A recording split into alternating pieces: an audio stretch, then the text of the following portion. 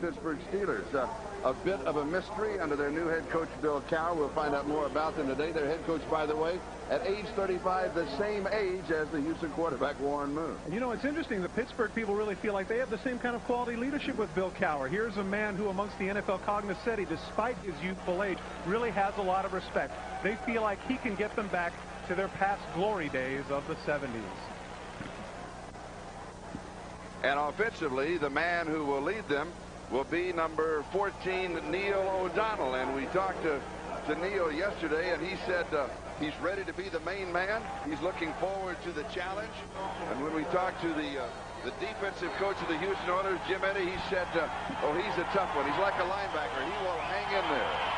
Corey Harris and Darrell Lewis are the deep backs on the return. Houston will down the ball in the end zone. Will bring it out to the 20-yard line. And it will be Warren Moon for the Houston Oilers, with Lorenzo White, his running back, and the four wide receivers, Jeffries, Harris, Givens, and Duncan. And that offensive line of Mags, Munchak, Matthews, Dawson, and Williams. Of those four, Charlie, the one man that everybody has his eyes on is Leonard Harris. He's the one that has the responsibility of replacing 90 catches that Drew Hill departed to Atlanta with.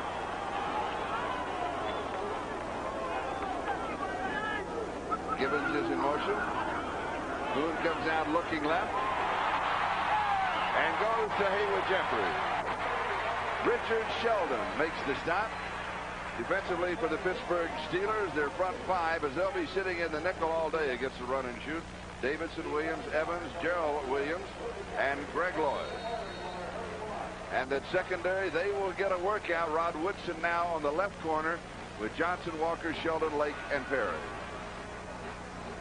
Charlie, one of the problems that the run and shoot presents, besides the obvious problem of having corners all over the field, is that Pittsburgh, two of their best players will not get into the game. David Little, their Pro Bowl middle linebacker, and Hardy Nickerson, their leading tackler. So those are two people that ordinarily would play, but not against the run and shoot. Boone wants to go deep, comes back underneath the covers to the 35-yard line. It is Jeffries again, and Sheldon brings him down for a gain of 4 to second down and 6 at the Houston 35. A couple of weeks ago, Warren Moon was on Roy Firestone's Up Close, and he talked a little about Haywood Jeffries. You can see there the century mark, only the fourth receiver in history to have done that. Haywood Jeffries has to be the guy who's going to come through in the clutch, because I don't think it's any secret that over the last 5 years, Warren Moon's favorite receiver has been Drew Hill. He's the man he has gone to on third downs, but he said that Haywood is going to have to pick up some of that slack. Curtis Duncan comes wide to the near side, double slot on the right-hand side. Lorenzo White is the running back, and he carries and spins his way for the first down as he goes to the 44-yard line. Gain of 9. Brian Hinkle makes the tackle. First down, Houston. If there's anybody that was excited about this game to begin, it's him right there, number 44, Lorenzo White. If you recall, in that tragic game, at least certainly for Houston fans, against the Denver Broncos in the playoffs, in that last stretch, all those great wide receivers, who did they get the ball to in the clutch? That man right there, number 44. And with Alan Pinkett traded to the New Orleans Saints, now Lorenzo White has cognizant of the fact that he is the man. There's no one looking over his shoulder. When we talked to him yesterday, you asked him about, is he going to carry the ball about 20 times a game? He said, I'm almost sure, but you never know. Yeah, he would love to carry the ball 20 times. First down to Houston, their own 44-yard line, no score. Opening drive of the ball game. Warren Moon. It is intercepted, picked off by Rod Woodson. Woodson to the 40-yard line, and then is pushed out of bounds in Houston territory. For somebody that had a torn calf muscle and was supposed to be out for a month, Rod Woodson looks pretty good. Warren Moon had excellent protection, but what happens is that Givens actually falls down. Woodson is all over him. Take a look. It's a hook pad in the middle of the field. Rod Woodson doesn't bite. Look at that. He pulls in the back, but that's okay. Yeah, he pushes him in the back right there, but he gets away with it. That's what they would call, by NFL standards, incidental contact. And, of course, everybody knows what Rod Woodson can do after he gets the football in the open field. Big break early for the Pittsburgh Steelers. 14 yards on the return. First down, 37-yard line at Houston. No score. And Barry Foster opens on the ground for the Steelers, stopped by Ray Childress. Offensively for the Steelers, Neil O'Donnell, the quarterback, with Foster and Hodge, the running back. Graham Stone, and that great tight end Eric Green. Boy, what a target he is at 6'5", 280 pounds. Jackson Love, Dawson, Hasselrig, and Ilkin on that offensive line. Charlie, Eric Green took a shot in the bicep. Right now the trainer is looking at him on the bench, and I don't know how serious it is, but he seems to be in some pain. Second down and 9 after a gain of 1. O'Donnell fires, and it is incomplete. He's going to Dwight Stone, and Jerry Gray had the coverage. It'll be 3rd and 9. Notice in the backfield was number 79. There we get a chance to look at Eric Green. Because of the inexperience of the wide receivers for the Pittsburgh team, Eric Green is really counted on to come through in the passing game. We can't tell at this point if it could be a shoulder separation. It appears that that's where they're looking, but if this man can't play, that's going to be a real problem for the Pittsburgh offense. 3rd and 9 Steelers. 11:49 time remaining. First quarter, no score in the ballgame. From the shotgun, and it is incomplete. Jeff Graham, the intended receiver. It'll be 4th down. You can see the disappointment there by Bill Cowher. He's a little bit irritated, screaming for the punt team, but that's a very catchable ball. We mentioned the inexperience of the wideouts. Now with Lewis Lips out, O'Donnell did a good job of reading the zone. He put it right on the numbers. I know it looked like a diving catch, but Graham has to come up with that one. It hit him between the 8 and the 1, and you can see right there Neal's not too pleased. Mark Royals is the punter. Has pressure, gets it off. There's a flag down. The ball goes into the end zone. And we'll check out the flag.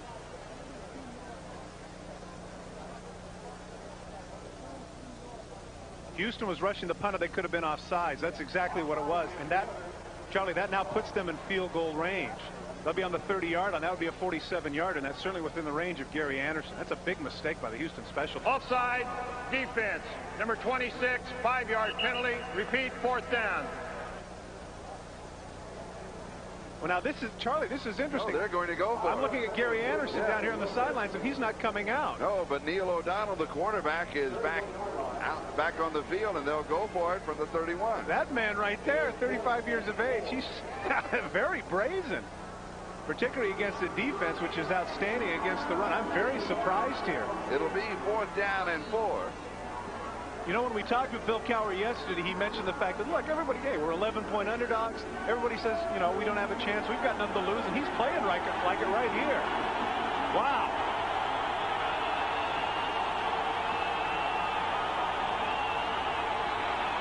From the shotgun, has protection, and it is incomplete. Graham, the intended receiver. Bubba McDowell for the Oilers, and Houston takes over on down. We'll step away for a moment. We have no score in the Astrodome.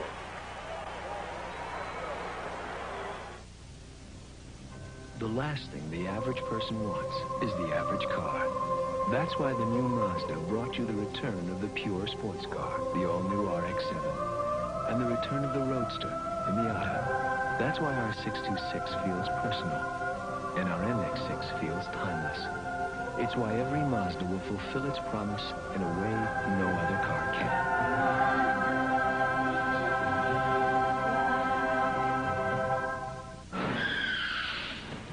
Hi.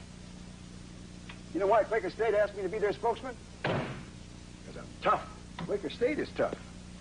Tough on wear and tough on sludge. You use Quaker State in your new car's engine, they'll guarantee it for 250,000 miles or 10 years in writing. Quaker State is one tough motor oil. So naturally they asked me because I'm tough. You don't think it's because they think I'm oily? Come on, let me show you where it's at. Oh, baby, come on. Let me show you where it's at. Whoa, whoa, whoa, let me show you where it's at. Call me like I like it like that. Come on. While styles change and rearrange, Miller Lite is brewed from the start to be the one great tasting beer that's less filling. It's everything you want a beer to be. Then, now, and forever. Come on. We harped earlier on the inexperience of the wideouts for the Pittsburgh Steelers. There you see, minus Lewis Lips, the three, in effect, starters have only combined for 37 catches. Earlier on the third down, it was Jeff Graham who could not come up with a catch. And now on a big fourth down play, excellent protection here for Neil O'Donnell. Right there, can't come up with a catch. Got to give credit. Good coverage by the Houston Oilers, but again, you got to have those young guys that come up with a play. But Pittsburgh had two receivers in the same area. Was there did somebody pick up a wrong route? Once again, that's a mix-up. You're right. That's indicative of the inexperience of both Mills and Graham. So Houston now, first down, their own 32-yard line. No score in the ball game. 11 and a half minutes, time remaining, first quarter. Second opportunity on offense for Houston. And it's Lorenzo White.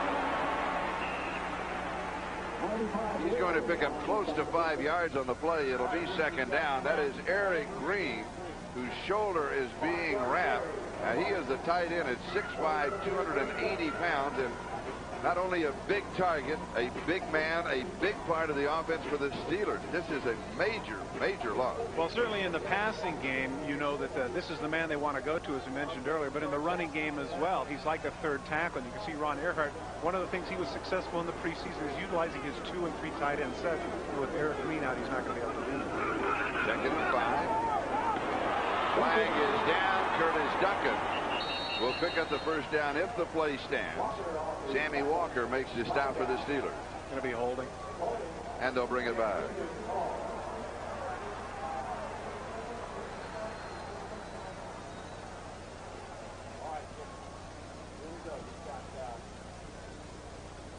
One of the things that the Houston Oilers have done very well. Holding, offense, number 81, 10-yard penalty. Repeat, second down. It's on. Ernest Gibbons, their second penalty, a total of 15 yards already. Ball goes back to the 27. Wait a minute, Ernest Gibbons? I know. Ernest Gibbons was called for holding? 5'9", 180. What's he doing there? He's as holding. a pass protector. Give me a break. What is He's that holding about? on everybody. We still do not have an official report from the trainer or the doctors of the Steelers. And as soon as we have that, we will pass that on to you. Second down and 15. The ball at the 27-yard line. And here's Lorenzo White.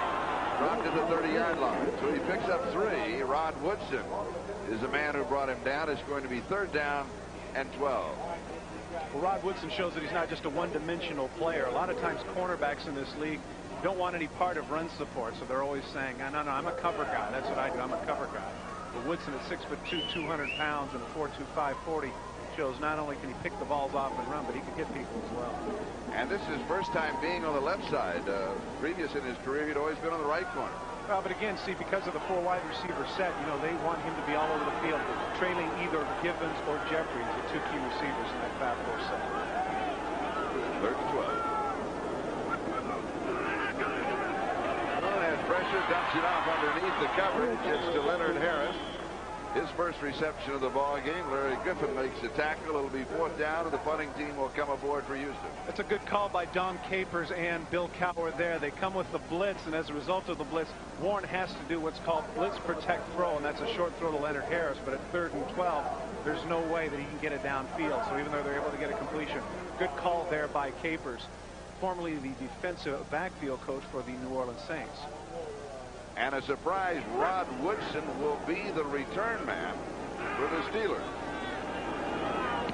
Montgomery's kick. And it's a good one. Woodson takes it at the 15. Has 6 yards on the return to the 21-yard line. Spencer Tillman is the man who got him 55 yards on the kick by Greg Montgomery. No score. We'll be back in a moment. This one's from Kansas, where we met that nice couple from Sri Lanka. This is from Ohio, where we learned to dance the lambada. This one's from Mississippi, where Gigi Golubin's mother lives. Right now, only at Burger King, when you buy a delicious flame-broiled Whopper, medium fries, and a medium Coke Classic, we'll give you this unique textured Coca-Cola glass absolutely free. Ellis, show them the one from New York. Oh, no, the sophisticated one. Free Coca-Cola glass with a Whopper, fries, and a Coke Classic. Get in line. Stay in step. Or maybe you'd rather go your own way. In which case, check out the all-new 93626 ES from the new Mazda. The company that's put a twist on everything from luxury cars to roadsters. Now we've done the same to sedans. With a V6, an airbag, and ABS. Introducing the all-new Mazda 626. Mazda,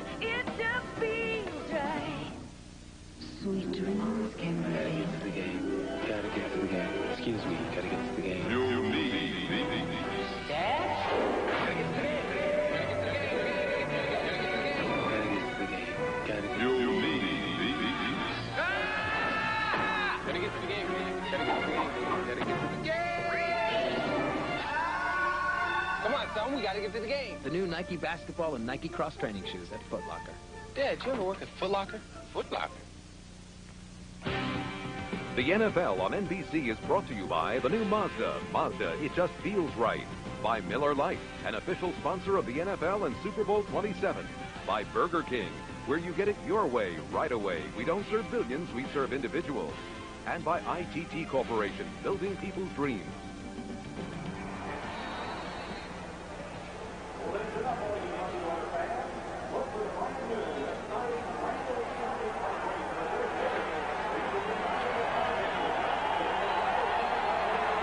Inside the Astrodome, no score. Steelers with the ball at their own 21-yard line, first down. Let's take a look now at that Oiler defense. With Williams, Childress, Smith, Pegues, Lathan, Al Smith, and Johnny Meads as the front seven. And their base set with Gray, Johnson, McDowell, and Bo Orlando in the secondary. And, of course, the most active man defensively for the Houston Oilers is their coordinator, Jim Eddy. Stand aside. Look at the we talk. I tell you, he's the most enthusiastic man in the entire world. He is more fun to talk with than anyone. He really enjoys coaching football. Play action, fake a fumble. Johnny Meads in the end zone for the touchdown. Now, you mentioned Jim Eddy, Charlie.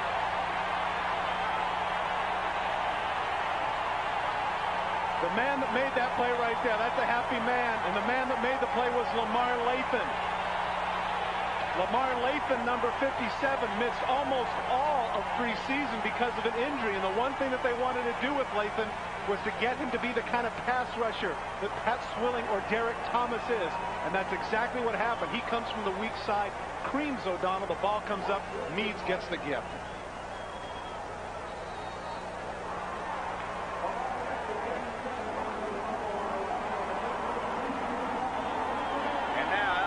Greco to attempt the point after. And it is good. Defensive coordinator Jim Eddy said that this could arguably be maybe the best athlete of linebackers in the AFC. Right up, here he comes. He beats the block of the left tackle. Just creams O'Donnell. He had no chance, and good hands there by Johnny Meads to come up with the ball. Houston up 7-0 when we return. Some of us are self-cleaning. Some of us aren't. Clean, not so clean. Groomed, oh well. Oddly enough, it's the same with water heaters. Some don't care how messy they are. But State water heaters self-clean with a patented way to prevent harmful sediment buildup. And since they use natural gas, they heat water for half the cost of electricity. For those other self-cleaners. Clean natural gas, America's best energy value. Why can't van doors swing open instead of slide? Why do minivans handle like trucks? Why can't they feel more like a car? This is what the engineers at Mazda wondered when they designed the MPV. Because when you ask better questions, you tend to come up with better answers. Why does your door do that? The MPV from the new Mazda. It just feels right.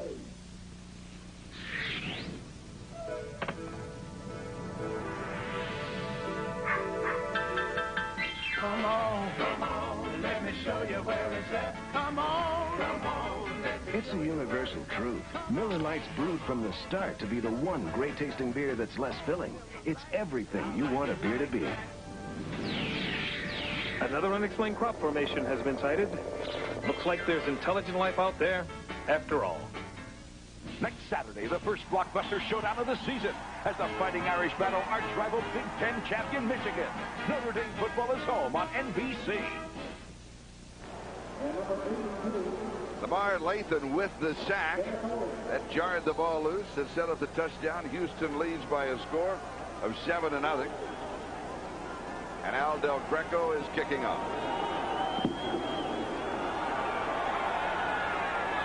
And Dwight Stone from the goal line. Excellent coverage by the Houston Oilers. Joe Bowden got it. Joe Bowden's the man who's trying to replace Eugene Seal. Take a look at Lamar Lathan. We're used to seeing 6'3", 250-pound guys get off the ball. Look how fast he gets up. John Jackson never had a chance. And as a result, there's the fumble, and there's the touchdown by the man, number 57, Lamar Lathan, who was known as Wild Thing. They stole that from Tone Loc, though. He probably should get a residual for that. Sort of a major league. I was reading an article about him. If you can see his right bicep, he went out and got a tattoo of a panther. And he said he wants to intimidate on the field. And it's safe to say that on that play he did. Pittsburgh trailing 7-0. First down, their own 13-yard line. They give it to the second back, Barry Foster. Childress is waiting on him. And Eric Green, on the first play of the game, came out. The report is a bruised shoulder. Doubtful that he can return to this ball game. They will double check him at halftime. But that the good news is it's not a separation, it's a bruised shoulder. But a big loss for the Steelers in their opener. Gain of a couple of yards for Pittsburgh. Second down and 8. The ball at their own 15-yard line.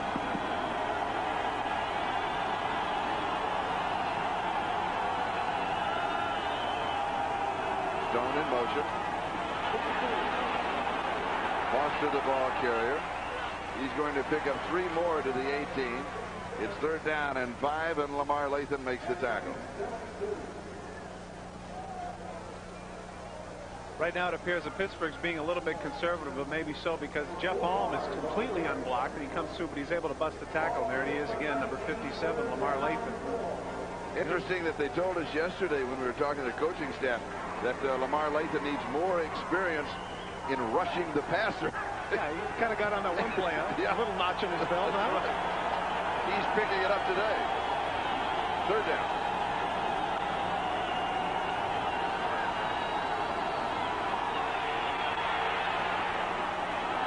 Pass is complete to Hodge. A fumble. It is picked up by Jerry Gray, and Houston has the ball. And a flag is down back at the 13-yard line. Also one back at the 10-yard line. Charlie, my guess is that's holding, and they'll let it go. Jerry Gray, number 21, the man who's taking the place of Chris Dishman, and they're going to let that go, and certainly they're going to want to hang on to the ball. And again, it was number 57. Offense, number 62. Penalties declined. First down. Lamar Lathan caused the fumble. I was just going to say, Charlie, you know, one of the things here in Houston is they wanted to get away from that old line that this is the house of pain. But I tell you what, they are hitting like it is the house of pain. Number 57 arrives in a very bad mood. And sure enough, Merrill Hodge, normally very sure-handed, coughs up the ball. And there's the 4-time Pro Bowler Jerry Gray subbing for the holdout Chris Dishman. Another turnover. Houston Oilers in good shape. At the Pittsburgh 26-yard line, Oilers up 7-0. Does this man look like a football player? If we can get after this play, take another shot at Lamar Lathan. Boone wants to go to the end zone. Pulls back instead, and it's Curtis Duncan. First down, Houston. Brian Hinkle with the tackle. That man looks like a football player. I mean, you know how you look at say Darryl Strawberry in a uniform, or Michael Jordan. These guys look like their sport. This man looks like a football player. I mean, he's got the thick neck, he's got the short haircut, got the big arms, and he runs like the wind. He reminds me a little bit, although he's probably a little bit huskier, of Junior Seau in San Diego. Yep. Those two could be the new young dominant linebackers in this league. The ball just outside the 11-yard line. First down, Houston.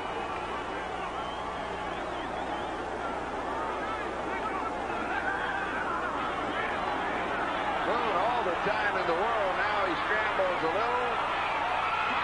Back edge of the end zone. Oh, what a catch! Gibbons. Oh, there it is. Yeah. It's the electric slide. Knew exactly where he was.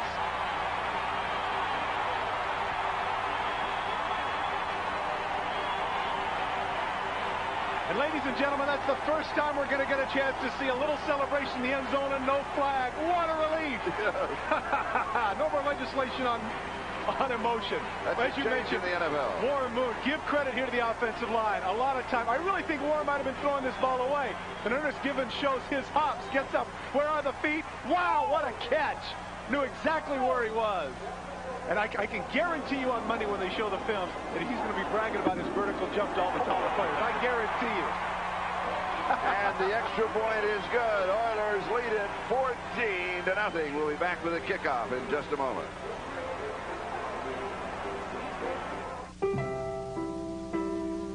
This is our vision of what a luxury sedan should be. Not because it offers rich leather and anti-lock brakes, but because it comes standard with an airbag on the driver's side and the passenger side as well, creating a luxury sedan where even peace of mind is shared. The new 929, the first luxury sedan from the new Mazda. Yo, this is Jazzy Jeff. And how did I get my starter hat to look like this? The Jazzy Jeff breakdown. First you grab the hat, then you grip the hat, then you flip the hat. Make sure it's a starter hat.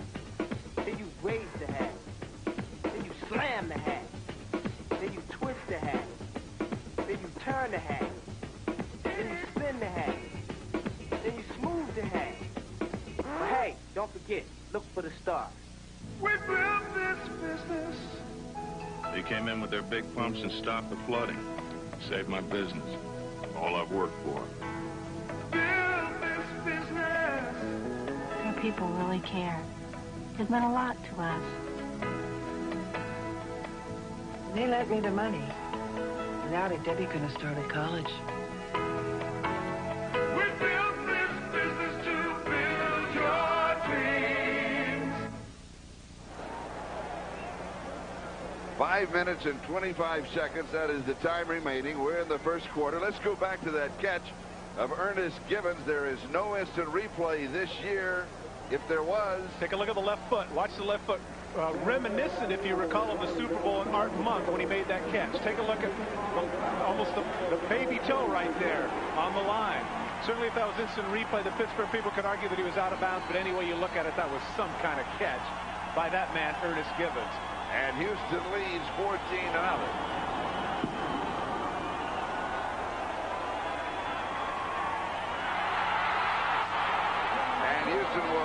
Pittsburgh will down the ball in the end zone. They'll bring it out to the 20-yard line with Stone and Derek Owens running together. Boy, that looked ugly. Right, you know, Pittsburgh. Bill Cowher's team showing, is it nervousness? Is that what it is? So. You know, jitters. Again, you're talking about, you know, a new coach and a system. I thought they started off the game great with Woodson's interception. You know, they did a good job of holding down Warren Moon in the first two series. But now, as a result of two turnovers, they got their backs to the wall a little bit. They're a team that really is basically a running team, and as a result, you can see the young people are pressing a little bit. It's got to calm them down some. And so I would assume they'll come out, go right back to your basic running attack, try to settle everybody down. But again, there's 5 minutes left in the first quarter. No need to panic. Barry Foster is the remaining back, and he's the ball carrier, and he's got a yard to the 21. Doug Smith pulls him down. It'll be 2nd down and 9. One of those likable guys, Doug Smith, about 312 pounds, been around a long time, 34 years of age. Look at that beard. I know. It's kind of a Grizzly Adams thing. I know, but how can you not like somebody that's 309 pounds? He's my new best friend. Good point. All right, you got a point there. There's a lot. You know what, though? All kidding aside, there's a lot of pressure on him as a result of, we mentioned, because you know, Sean Jones and William Fuller are out. There's a lot more pressure on that front four to play well. And Doug Smith is one of those guys that has to, dare I say it, rise to the occasion. Play action fake to Stone, and he has it.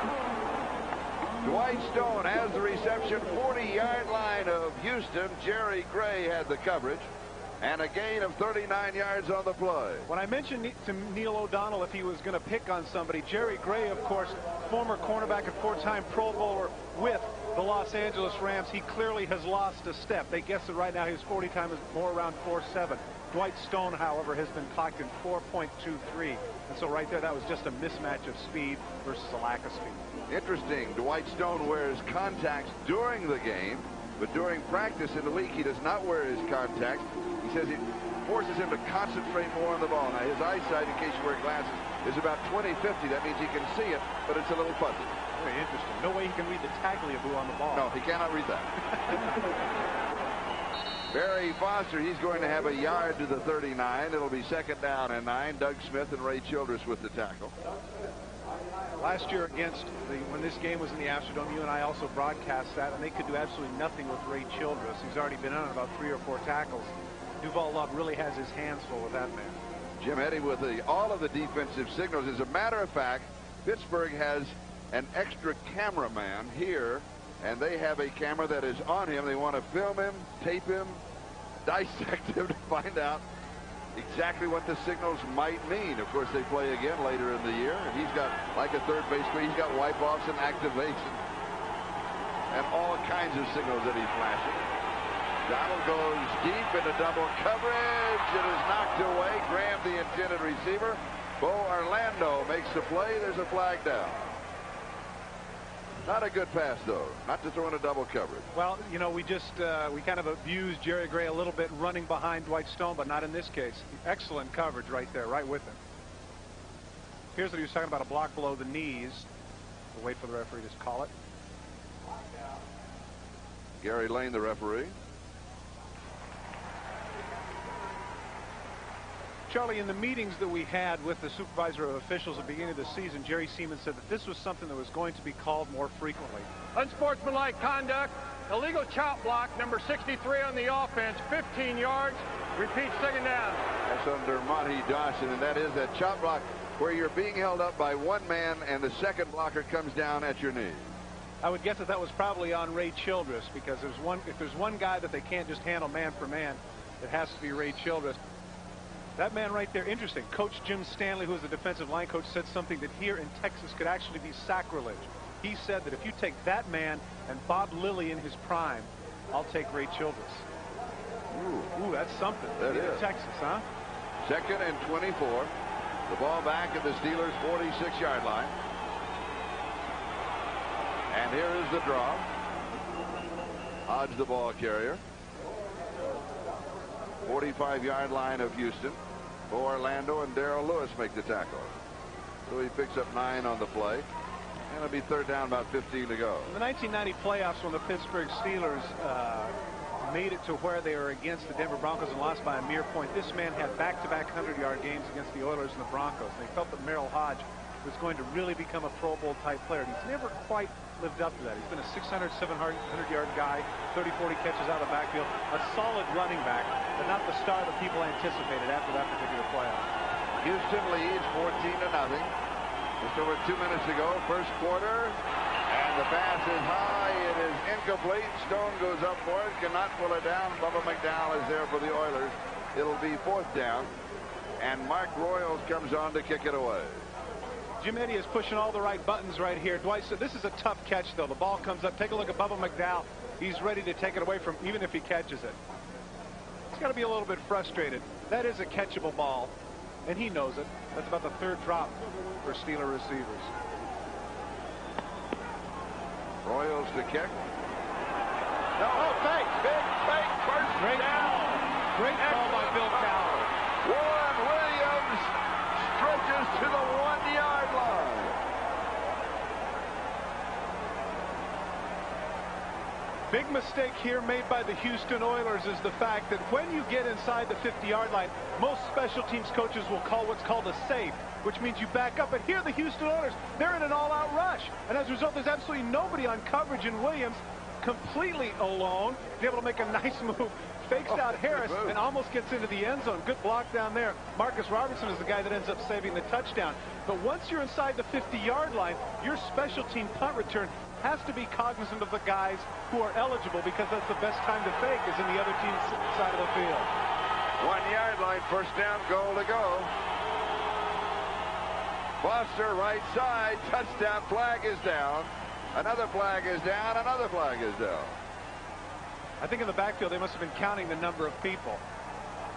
Could be that Houston had too many people on the field.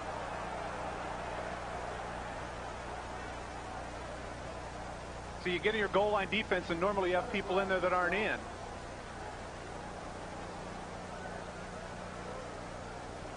Oh, now they're talking about that they're going to kick that man out of the game. Are they an ejection? They got Rick Graff. They're saying that he kicked someone.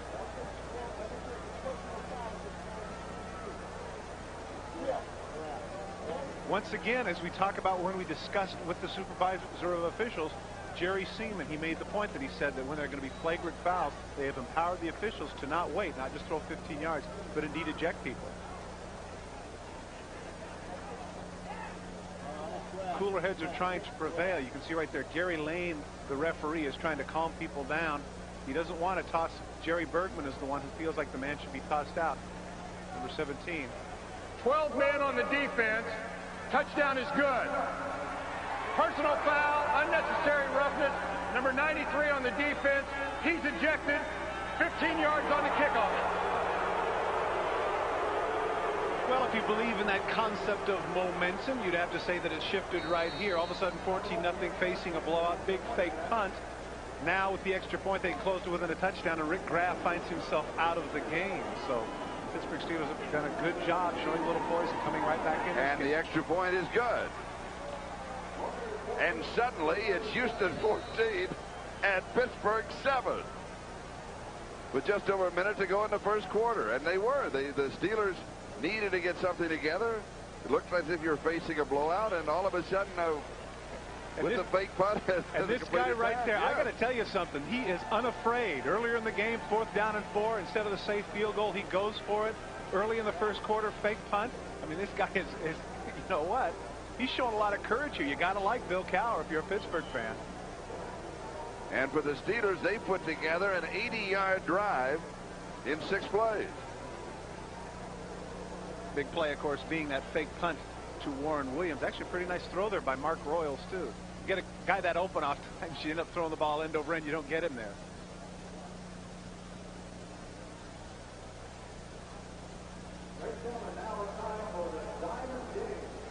Get a chance to take a look here at the fake punt. What happens here is that on the top, you'll see that number 42 is the up back. He just comes in. Absolutely nobody is covering him. And as I mentioned before, once you're inside the 50, that's the most logical time to run the fake punt. And down 2 touchdowns, certainly the Houston Oilers should have been cognizant of that. And special teams, I'm sure Richard Smith is very disappointed in that, as is, you can see, Jack Pardee. The 2 head coaches.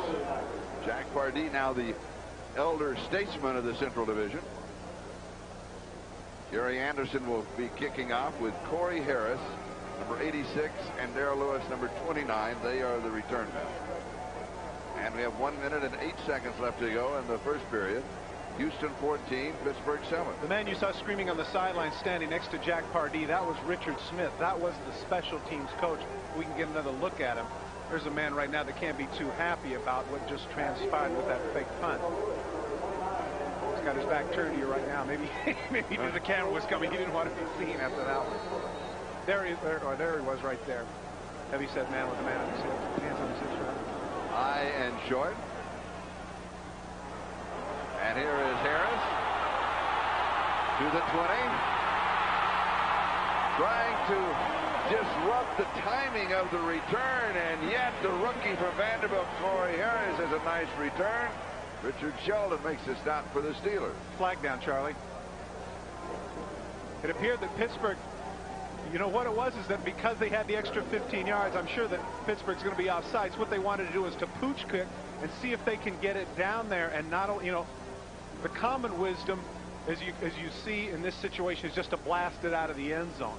But in pooching it down there, that was heads up by Bill Cowher to do that, because he enabled his team possibly to get it inside the 15. But as you mentioned, a nice move by Harris, cutting back to the outside, and now Houston has excellent field position. They refuse the penalty and have a first down at their own 35-yard line with 57 seconds left to go in the first quarter. Houston leading by 7, 14-7.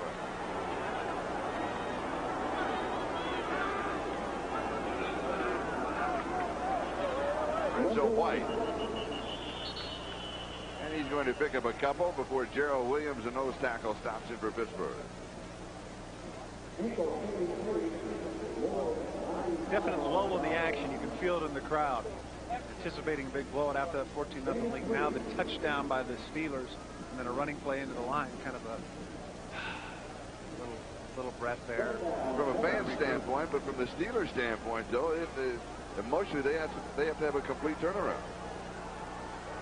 Interestingly enough, Jim Eddy made an observation about talking about the body English of the Pittsburgh team. We'll get into that a little bit later. In the throw, drops this one off to White.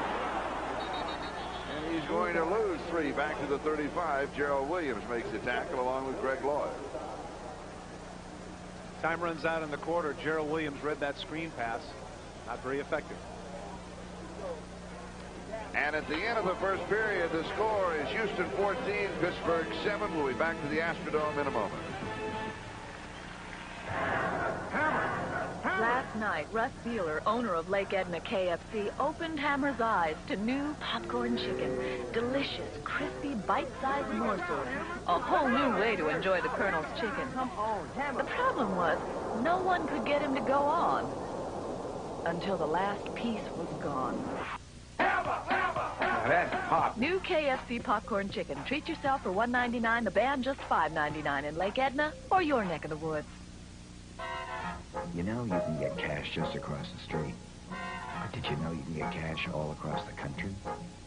Using the same card you use at the cash machines at home.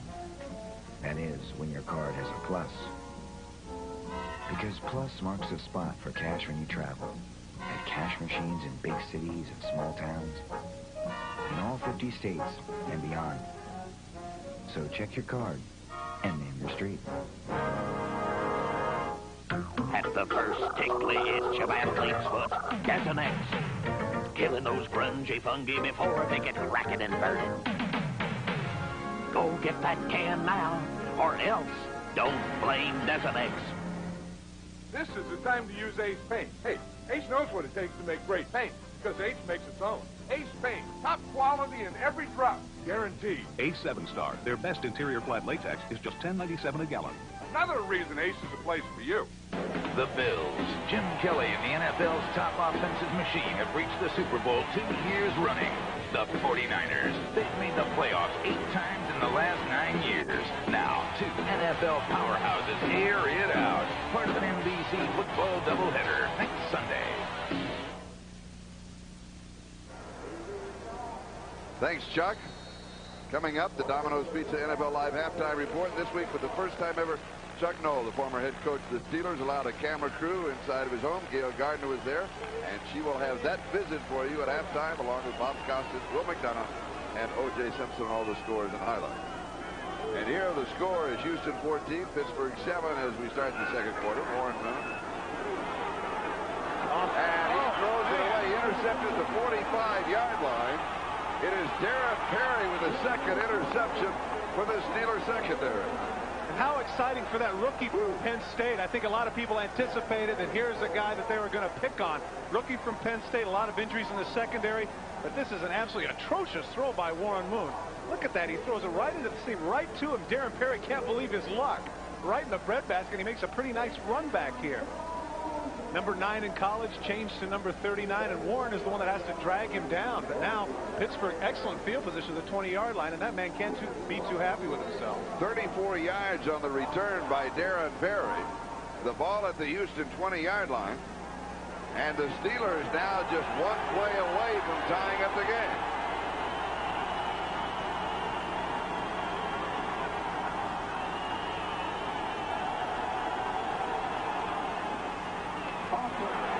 Flag is down. Foster will pick up a couple. Al Smith makes the tackle.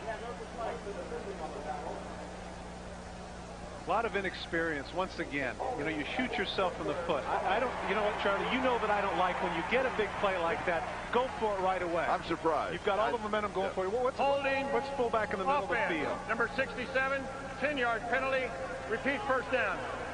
And that's Duval Love, as we mentioned, having problems with Ray Childress. Now you find yourself 1st and 20. And you know, unless they can get a big play here, all they're going to get out of it is a field goal, and the momentum switches back to Houston. Well, I'm surprised. At least you could go to the end zone 3 times, then go for the field goal. Run a reverse, Sure. you know, throw it out and up, do something like that. You know, you kill your momentum by just going with the fullback in the middle of the field. First down and 20. The ball back at the 30-yard line.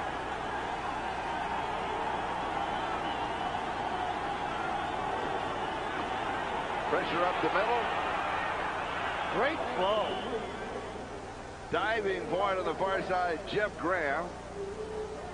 And he has it at the 18-yard line. Gain of 12. Lamar Lathan was coming on the blitz. That's a nice catch, but look at Lathan. Nobody touches him. And I mean, he creams O'Donnell. Throws it before he looks. Excellent throw by O'Donnell, showing a lot of poise. He took that one right into the right armpit by the man we've been talking about the entire first quarter, Lamar Lathan. Give Jim Eddy credit. He's doing an excellent job of getting Lamar Lathan in situations and over people who are having a hard time blocking him. At the 18, 2nd and 8. O'Donnell 3 of 7. Mark Royals, the punter, is 1 for 1. That's what set up the touchdown. In zone, incomplete. Stone, the intended receiver. Jerry Gray got a hand on it. 3rd down. One of the advantages inside the 20 is that the speed factor becomes negligible. Take a look at Jerry Gray and his anticipation with Stone. Dwight doesn't make too good of a move here to the side, and Jerry Gray anticipates it perfectly, cuts inside, and thought he had an interception. Excellent coverage there by Jerry Gray.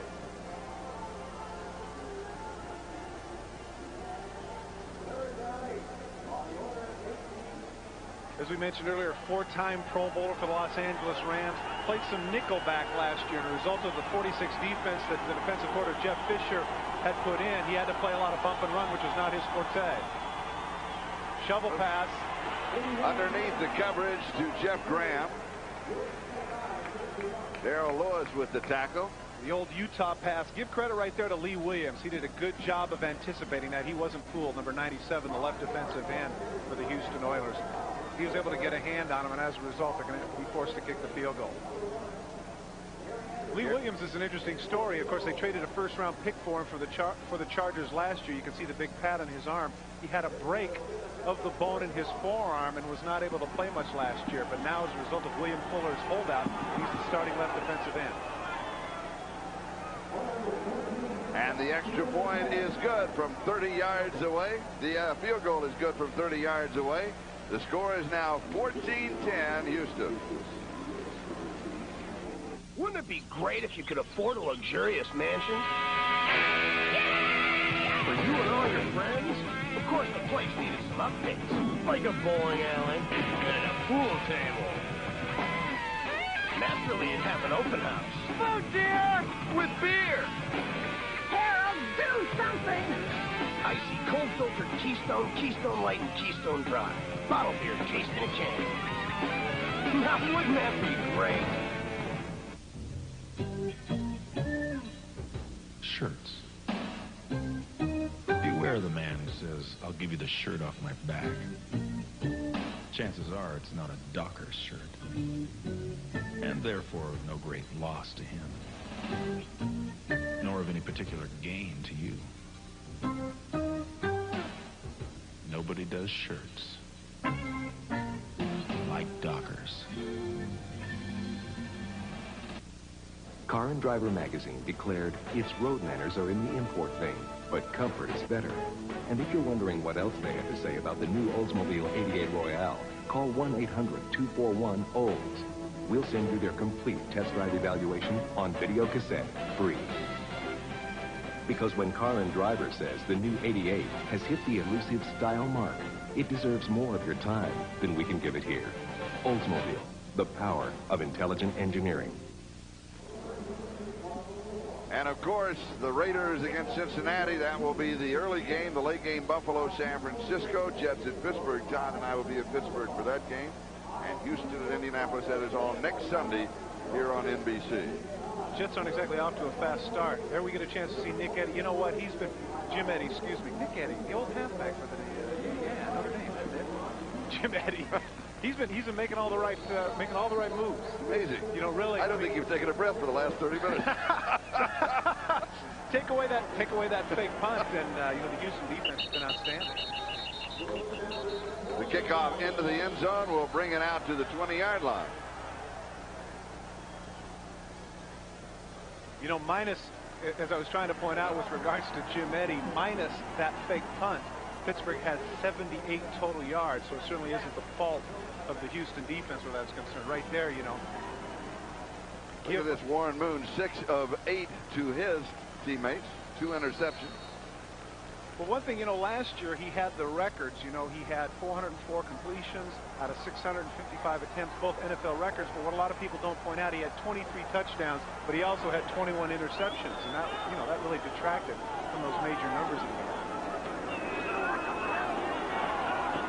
Sets up left, throws back right, pass is complete to Duncan, and he goes out of bounds. He's got the first down.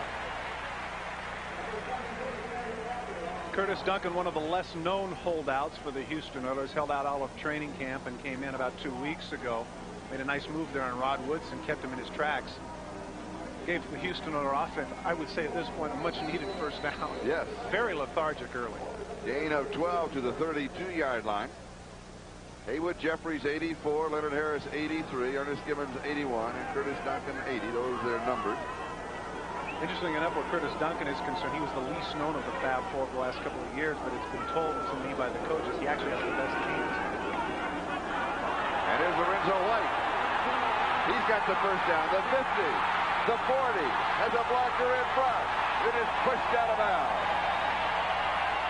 The lead blocker was Haywood Jeffries.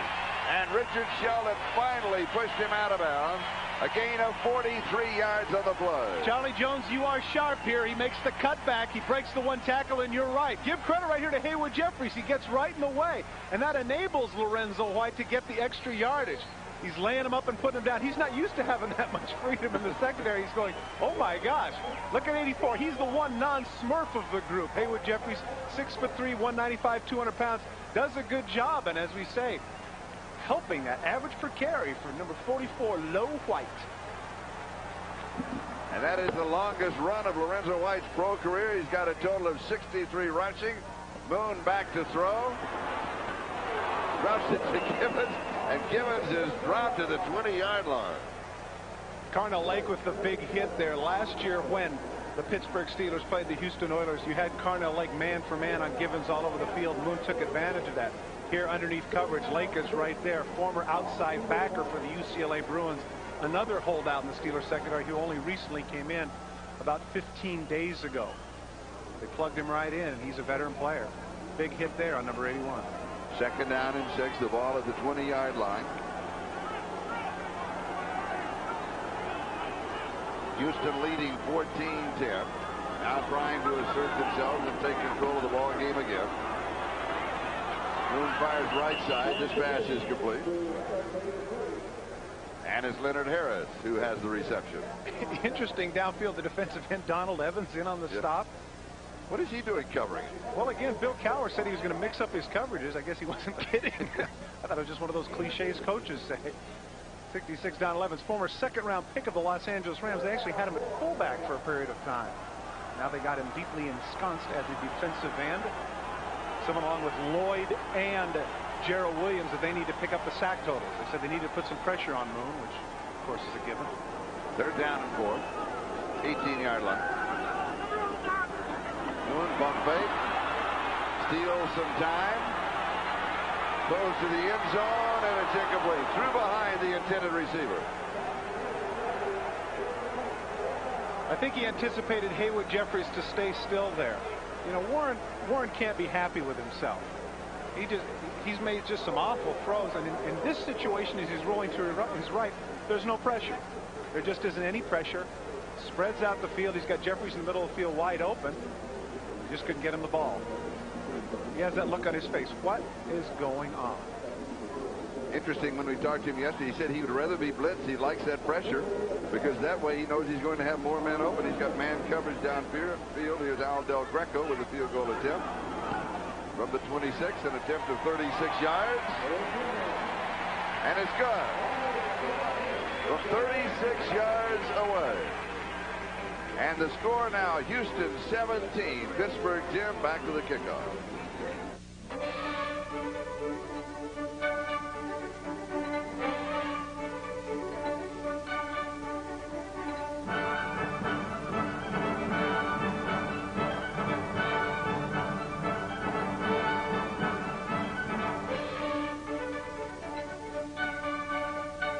You can have a great beef dinner in no time at all.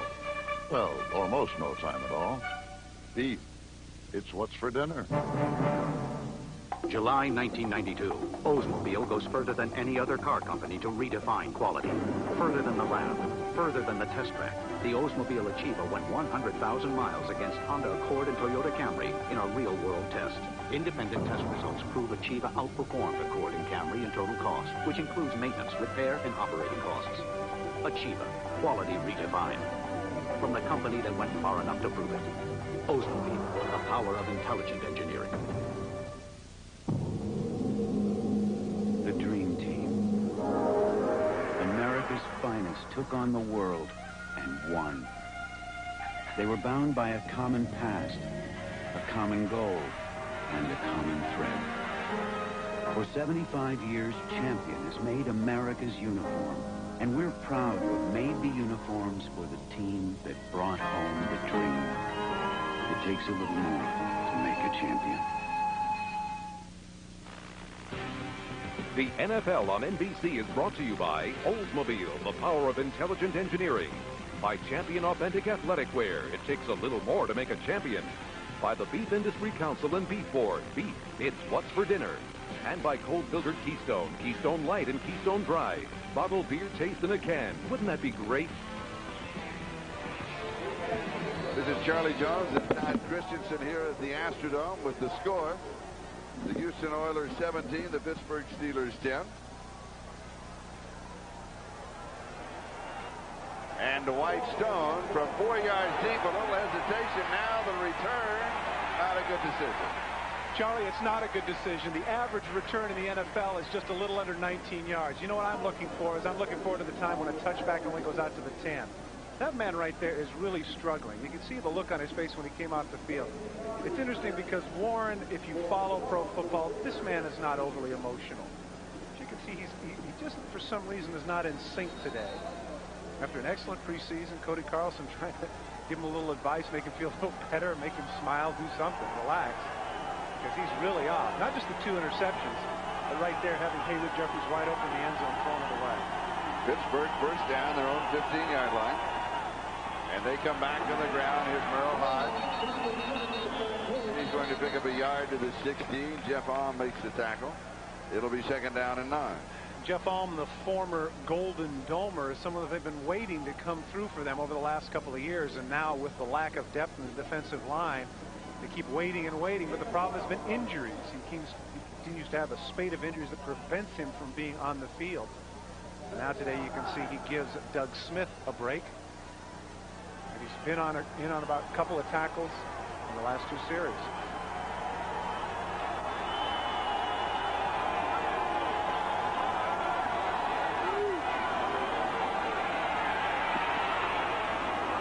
Donald's pass underneath the covers to Graham. And he goes just across the 30-yard line for the first down. Now for an update, let's go to New York and Bob Costas. Bob? Bad news for Browning, Nagel, and the Jets in the early going at the Georgia Dome. Here is Chris Miller sprinting right, and for the second time in the first quarter, finding the outstanding receiver Michael Haynes for a touchdown. First one covered 14. This one covers 11. They were up 17-0. Jason Starowski just hit a 43-yard field goal to put the Jets on the board, but it's still Atlanta by 2 TDs. That's a bit of a surprise. Well, maybe not. You know, we had an opener a couple of years ago. Remember, we had Houston and Atlanta, Jerry Glanville. He's got him hyped to a frenzy there. It's a big dome. Touchdown scoring Barry Foster, the ball carrier. Ray Childress with a tackle. 32-yard line. It'll be second down and 8. And Michael Haynes really is a star. 22 yards a catch, had 11 touchdowns last year for the Atlanta Falcons. He's a real comer. And a goer if you're defensive back. Yeah. Comer. And in case you joined us late, Eric Green, the great tight end for the Pittsburgh Steelers, has a bruised shoulder right at the beginning of the ballgame. Doubtful that he can return for Pittsburgh. They're going to double check him at halftime.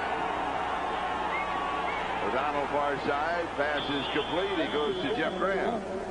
Graham has made positive strides and has been coming along well. Those are the 2 quotes from the coaching staff of the Steelers. They expect him to be one of their main men. Well, of course, with Lewis Lips holding out, they don't have much choice, do they? You do capture the moment. That's right. First down, 43-yard line. Well, I mean, that's all. That's true. No, I mean, that's all well and good to talk optimistically, but with Lewis lips out, somebody's got to step in the breach, and he's the guy. And so far, he stepped in with 4 receptions for 42 yards. First down, Steelers. One of the things that Neil O'Donnell will do, and that is he will stand in. He will hold on to the ball.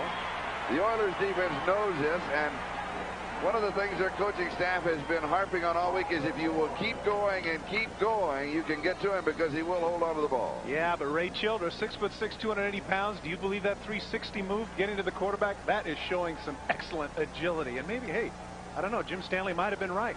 You might take this guy over Bob Lilly. Who knows? Of course, people in Dallas aren't too happy to hear that. But this guy is a player. Now, with the sad passing of Jerome Brown, you could argue that he, along with Michael Dean Perry, might be the two best defensive tackles in football. Second and 13. Here is the draw to Foster, and Al Smith was waiting on it. It is now third down and 13, and here is an interesting note that neither team has converted on third down today. A lot of the reason is that man right there in this game of chess. He's been making all the right moves. Here he comes to signal it in. Look, yeah, look, okay. Whitey Herzog be proud of that, huh? I like it. I like his animation, as you said. You, of course, know the signal. Oh, yeah. Yeah. He said 4 deep, cover 1, outside backer blitz. Or not.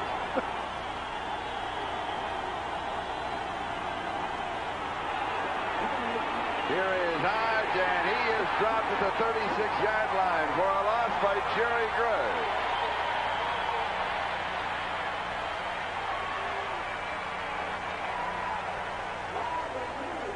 Quality run support by number 21, Jerry Gray. Part of the problem here is Merrill Hodge waits too long.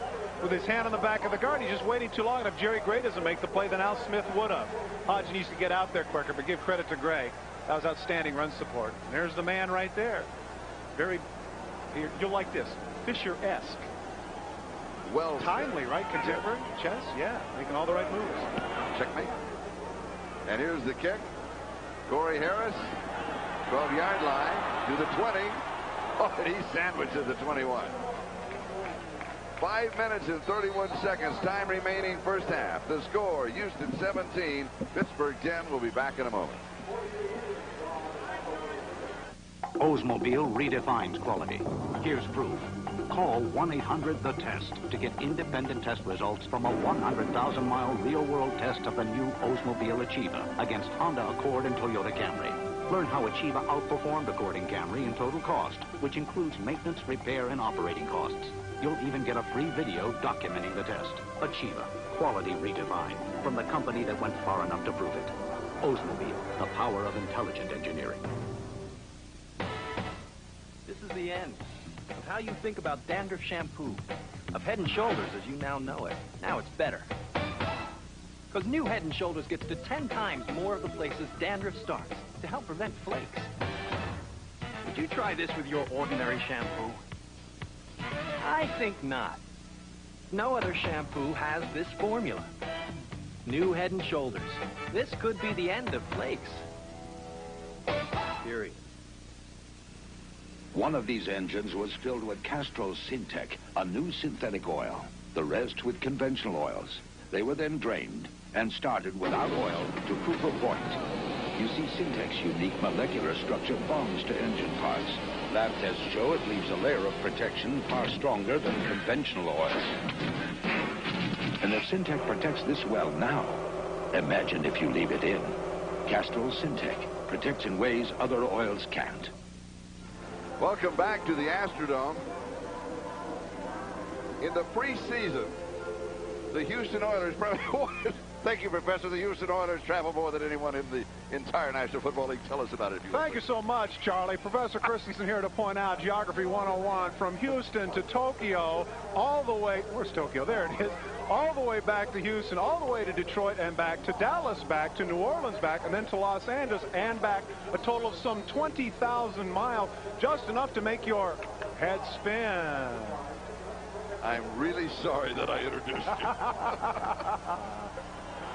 Houston from their own 21-yard line. Warren Moon to throw. This one is complete to the 38-yard line to Curtis Duncan. Now let's go back to the fact that they spent all of this time on the road. They have had a problem playing on the road during the regular season. They have not been that successful. Could this, in reality, be a benefit? Well, I'm so glad. Oh, no. Okay. In reality, yes, because their road record is far below 500 over the last 5 seasons, despite the fact that they've made the playoffs. And a key to winning in the playoffs is the ability to win on the road. You know, the baseball axiom applies. Win at home and play 500 on the road. And as witnessed by the fact that all of that travel, 20,000 plus miles, they're 4-1 in the preseason. I think that bodes well down the stretch. It's back to the air. Flag is down. Third interception for the Steelers if it holds. I would guess you'd have a holding call here, and that's going to be for Pittsburgh. And you can see the excitement of the players on the field. That's exactly what it is.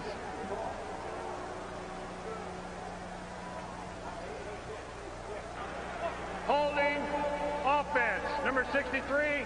Penalties declined. First down. Well, that's certainly not Warren. That's certainly not Warren Moon's fault right there. Larry Griffin gets the gift tip. Let's see who knocks it up in the air. Warren Moon coming to the side. Mike Munchak tipped up in the air, I believe, by Donald Evans. And there's the gift for Griffin. Once again, Steelers in excellent field position. At the Houston 34-yard line. Murphy's Law applies to Warren today. Look at that reaction. He just can't believe it. When was the last time he threw 3 interceptions in the first 20 minutes of play?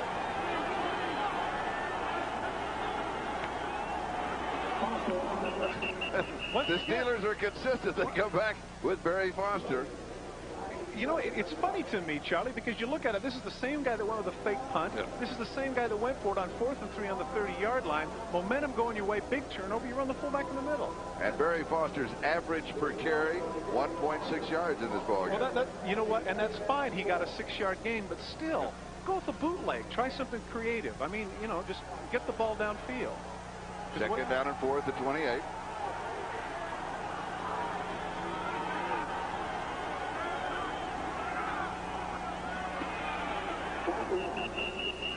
May pick up the first down. Johnny Meads and Willis McGeese were there.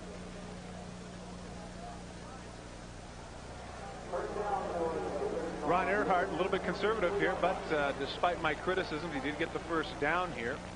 Certainly made famous by what he did with the New York Giants a couple of years ago, getting him to the Super Bowl, defeating the Buffalo Bills. But one of the things that he told us is that he does want to do, he does want to constantly use up the clock. He does want to keep Warren Moon off of the field.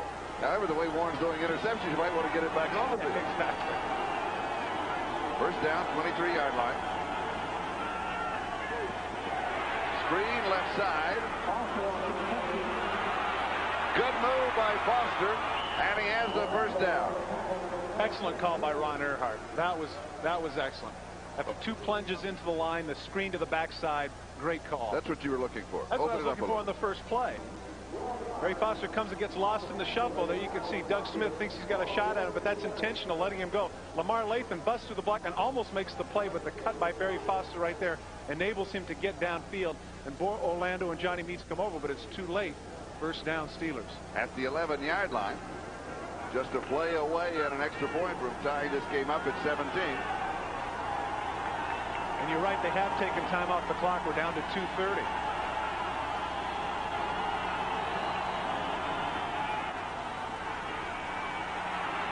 It's a screen. Flag is down on the play. Now, I'm very surprised there that could have been a possibility of intentional grounding. I'll be interested to see what this discussion is. I assume that it's holding. But the flag did not come from the referee, and that's where the intentional grounding flag comes from. You're right. You're right. Now Neil's pointing out where his receiver was. Still pointing it out. Fred Targeting used to do that all the time. There was somebody over there. He'd intentional ground, and the minute he bounced up, he'd point. There, no, see, there he is. And again, we might point out that there is no instant replay in the NFL this year. Illegal use of the hands. offense, number 87. Offensive pass interference, number 33 on the offense.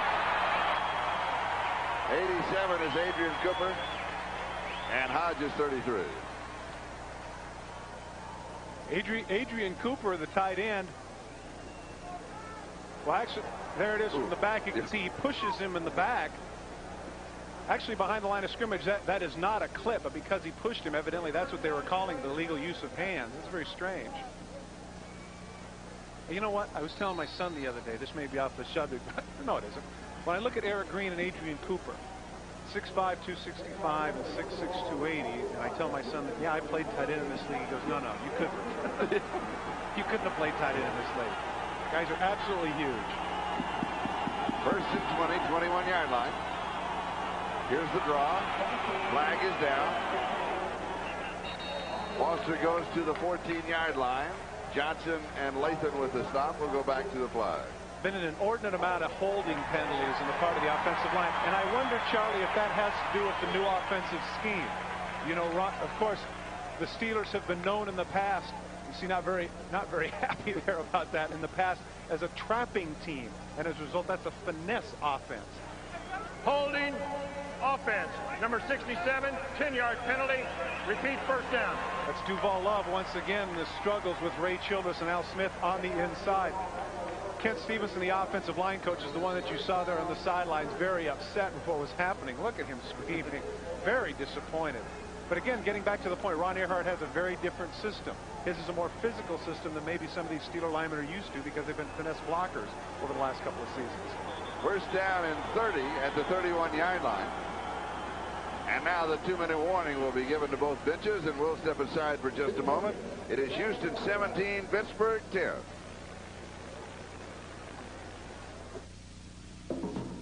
Freedom.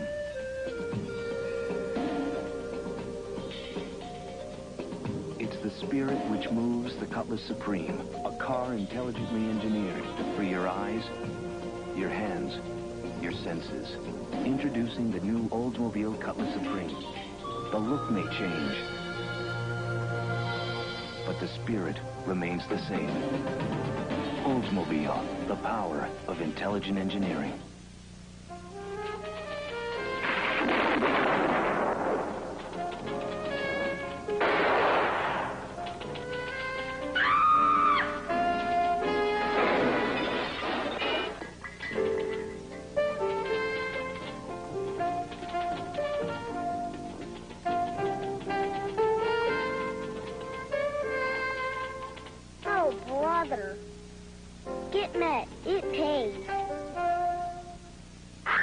Burger King has a deal that's really making some noise. Every time you buy a Whopper sandwich, medium fries, and a medium Coca-Cola Classic, you get a 16-ounce Coke glass free. Collect a set and you can jam. I heard that. Oil, the lifeblood of your engine. So the most vital organ is your oil filter. That's why you need Fram Extra Guard. Unique glass fiber paper stops more dirt than any other filter. Fram Extra Guard, the best protection ever. Tonight, eyewitness how video helps a man fight against a brutal hate crime. I had no idea to what extent this was going to go. Eyewitness video, NBC Tonight. A program note coming up, the Domino's Pizza NFL Live halftime report. And this week, for the first time ever, Chuck Noll allowed a camera crew to visit his home, and Gail Gardner will have that interview. And we understand that Chuck is watching the ball game in Pittsburgh today. Not suffering withdrawal, and he is enjoying the rest of his life. Neat man. He did a super job. Known him since the early 60s when he was with the San Diego Chargers as an assistant coach.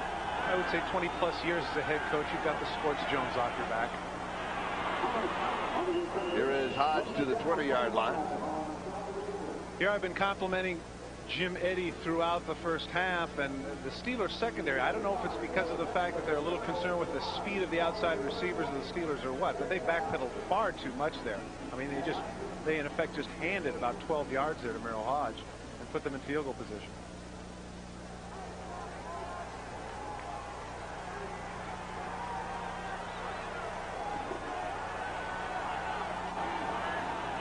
Second and 19.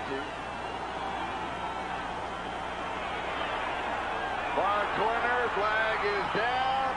Has his complete to Graham. I think they're going to catch Richard Johnson for the interference. I think that's going to count. And it will be a touchdown for the Steelers. Man coverage on Richard Johnson. Jeff Graham just beat him to the corner. Holding, defense, number 23. Penalties declined. Touchdown. Very strange that you have man coverage at the 20-yard line, 2nd and 19, if indeed the prevention is just to make sure that they force the field goal. But sure enough, there's Graham, man for man coverage, and Richard Johnson. He falls down. Graham right there. Excellent throw by O'Donnell for the touch.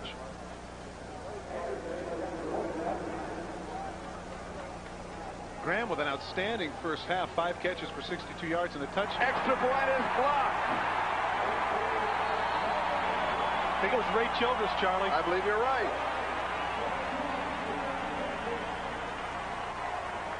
Come from the inside. Take a look at number 79. He gets up right there. Sure enough with the left hand. 6'6", a little bit of a vertical jump.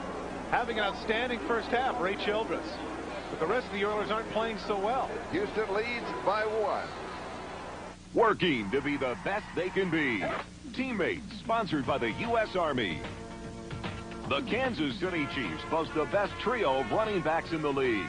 Heavy-hitting workhorses Barry Word and Christian Okoye supply up-the-gut power. While lighter, faster, Harvey Williams provides the change of pace outside speed. As individuals, their running styles vary. Together, they make the Chiefs the best they can be.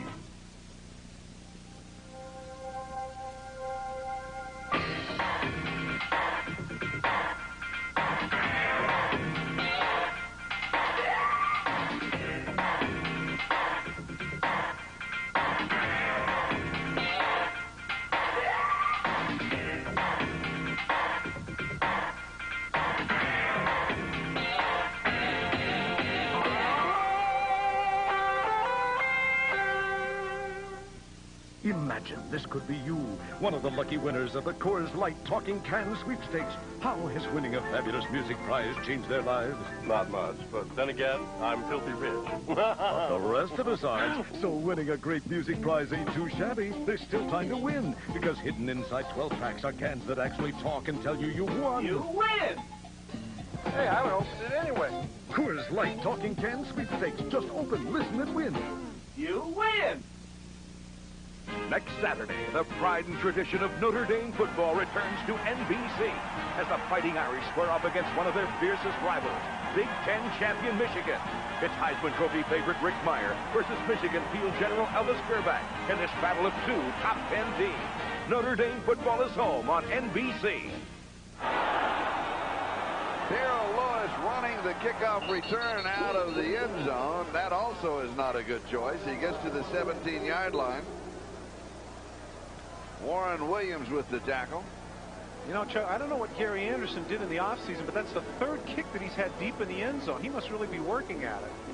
I mean, obviously being in a dome helps, but that's the 3rd time he's kicked it at least 5 yards deep, and this is an awful decision.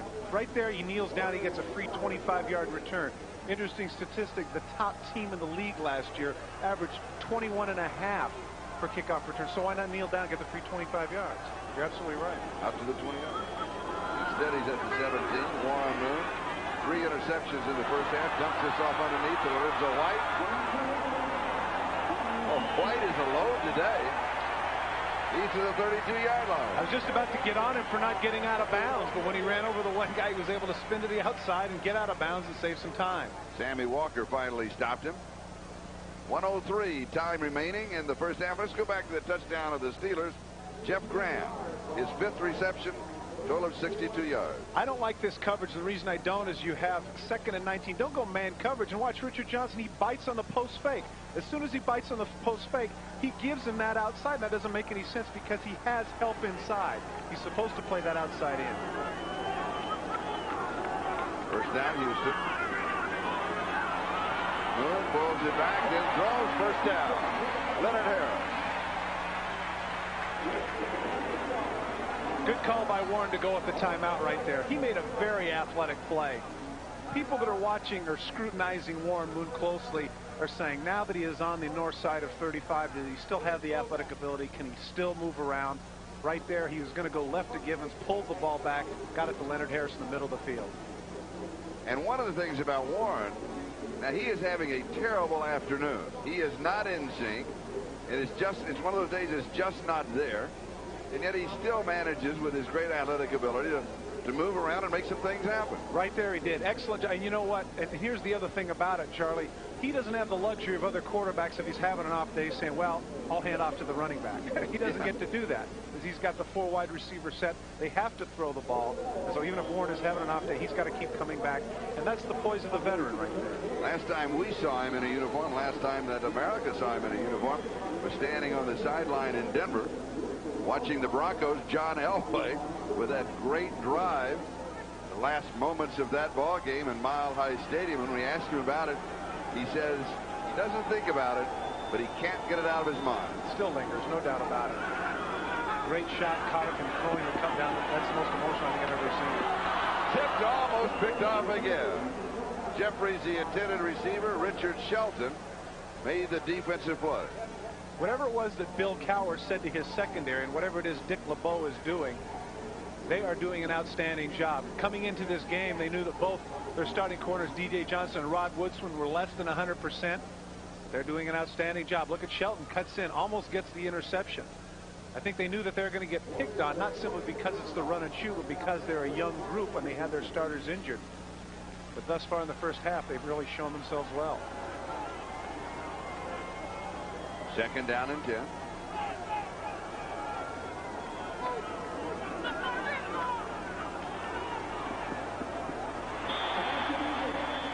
Curtis Duncan. That'll stop the clock. First down. 43-yard line of Pittsburgh. Very thing that Warren Moon, that you said earlier that Warren Moon likes. Carnell Lake and Rod Woodson come on the blitz, so it's man coverage with Curtis Duncan. He breaks it off. Warren puts it right on the numbers. Nice catch by Duncan and to get his feet down. Curtis also having an excellent first half. When we talked to Warren about his age, he said, I'm still getting over the bruises about Wednesday. That's normal. When it gets into Friday and Saturday, that's when I've got a problem. It's a good way of putting it. That's absolutely right. First down, Steelers 43-yard line. Has time, good protection. Leonard Harris, 30-yard line, first down. Darren Perry with a tackle. Showing a lot of poise. Give credit again to the offensive line. Maggs, Williams, Munchak, Dawson, and Matthews. They have been giving Warren plenty of time to see the field, but thus far, well, in this drive, he's been a lot more effective, but certainly early he was having some problems. Gain of 13, first down. Houston takes a timeout. Program note, next Saturday, the excitement of Notre Dame football returns to NBC. The Irish, a Big Ten showdown against Big Ten champion Michigan. Two of the top 10 teams in one of college football's most intense rivalries. Coverage begins with Notre Dame Saturday at 1 o'clock Eastern time on NBC. Okay, just I like that. in the background. I thought it was kind of a collegiate feel. You know, get us excited for it. That is I thought it was the Houston marching band that was in it. The Houston with one marcher to his own drummer. All right, Houston. First down at the Pittsburgh 30. I'm going to flunk you out of my geography class. Keep messing with me. Thank you, Professor.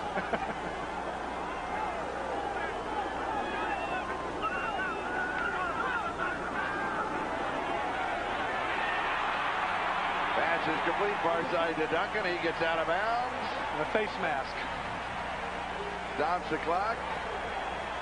24 seconds. Pick up some yardage on the face mask. Curtis Duncan has him going deep. Look at that, 11 yards off. Definitely a rookie mistake. Just handing him this yardage. Now watch as he spins around. Incidental right there. Pulling the face mask there. That's going to be an extra 5 yards. It is incidental, but it's going to cost Sammy Walker. Even though they're inside the 20, there's no way he should have been 11 yards off him. That was just a gift for the Houston Oilers there. Personal foul. Face mask, 15 yards, number 23, first down. I don't agree with that. I don't either. It's very incidental. That's very incidental on the part of Sammy Walker. You could actually see at the end of that when he had his hand on Duncan's butt, he was just trying to get him out of bounds. That was not a flagrant foul. That's too bad. Ball goes to the 9-yard line. It is first down and goal to go. Houston leading by 1, 17-60. End zone incomplete. Leonard Harris, the intended receiver, 20 seconds time remaining in the first half. Once again, just a little bit far. He had Leonard Harris. He threw it just a little bit far. Once again, outstanding protection. Steps right up in the pocket. Oh, there it is. Oh, good. That explains it. Rod Woodson, excellent job tipping the ball away.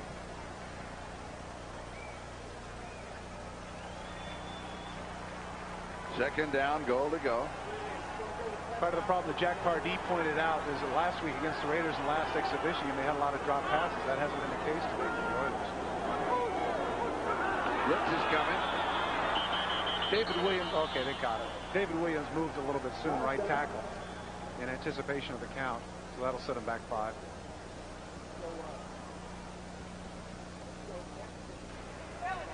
Full start. Offense, number 73, before the snap.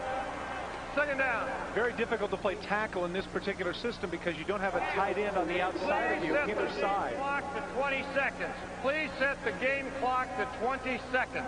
So both David Williams. All right, now go back to that statement. Well, what I'm saying is that because you don't have a tight end on the outside and all the time you're unprotected, you sometimes have to get a hand on a second guy coming on a blitz. So not only do you have your defensive end in front of you, if a Cardinal Laker, Rod Woodson, comes from the blind side, you've got to stick out the right hand. And so David Williams, in anticipation of the blitz, started a little bit early, backing up. Second and goal, 14-yard line.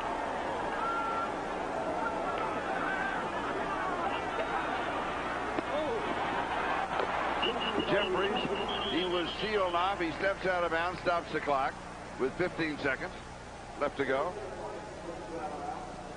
A lot of the criticism of the run and shoot offense is their inability to score in the so-called red zone. Of course, I liked what you did. You called it the green zone because that's the money zone. I prefer to say that. So from now on, that's what we're calling it. All right.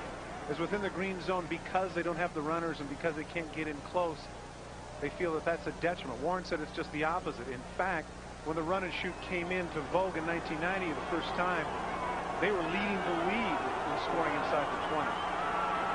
So it really isn't that big of a problem. It'll be interesting to see what Pittsburgh does here with the blitz if they stay back in a standard coverage. Third and goal, 8-yard line, end zone, touchdown Houston. Gibbons has his second touchdown of the ball game.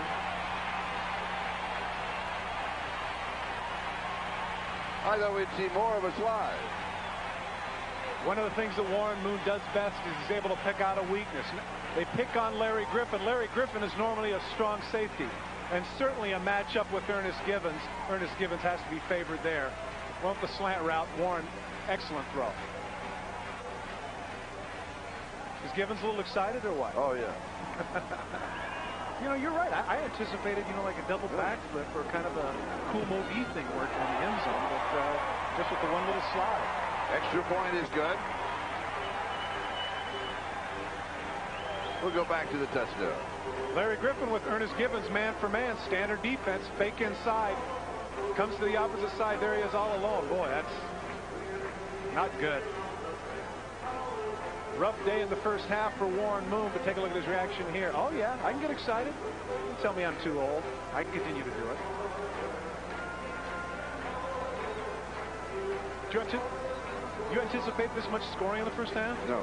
No, neither. A lot of points. 83 yards in 9 plays on the drive. It took 1 minute and 4 seconds.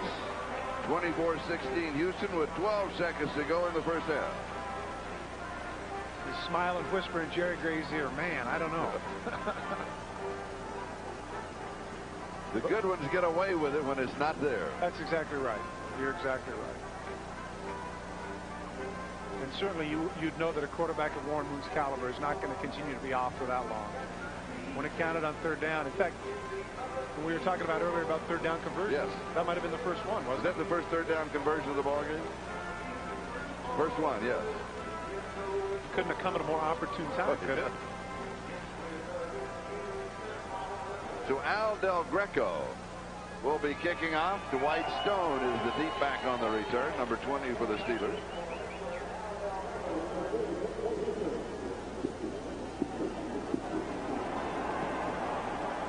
No squib kick. All right. All right. Stone takes it at the 8-yard line and returns to the 25. Joe Bowden again, number 58. Taking the place of Eugene Seal, who broke his leg. Eugene Seal, one of the best special teams players in the National Football League, but Bowden, similar physique too, about 5'11", 230 pounds. Scott Kozak was also there. Oregonian. All right.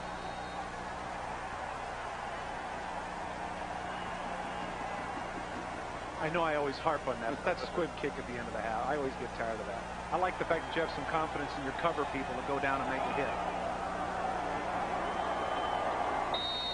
And the Steelers will just run out the clock. It's official. It is halftime with the score. Houston 24, the Steelers 16. And don't forget that Pittsburgh came within a blocked extra point of tying up the ball game at 17-17. And then the Oilers came back with an 83-yard drive. Be sure to stay with us at halftime. Bob Costas and company for Domino's Pizza NFL Live halftime report. Scores and highlights from around the league. This is Pittsburgh, where the Allegheny and Monongahela come together to form the Ohio River, just as the people of Pittsburgh are coming together through their united way to build a stronger community. I'm Greg Lord of the Pittsburgh Steelers. And here in Pittsburgh, people are coming together. My wife Rhonda and I and our son and daughter have a rich life together. And that's why we're both volunteers for our local United Way here in Pittsburgh, helping agencies like the Holy Family Institute. Here, children desperately need help. They need someone to be a mentor, a role model, to counsel and care, and most importantly, to love them. As volunteers, we can light the spark of hope that can make their dreams come true. That's why your contribution to your local United Way and all of us working together is so important now more than ever. Your local United Way is helping where help is needed most. This message furnished by the National Football League. This is the time to use Ace Paint. Hey, Ace knows what it takes to make great paint because Ace makes its own.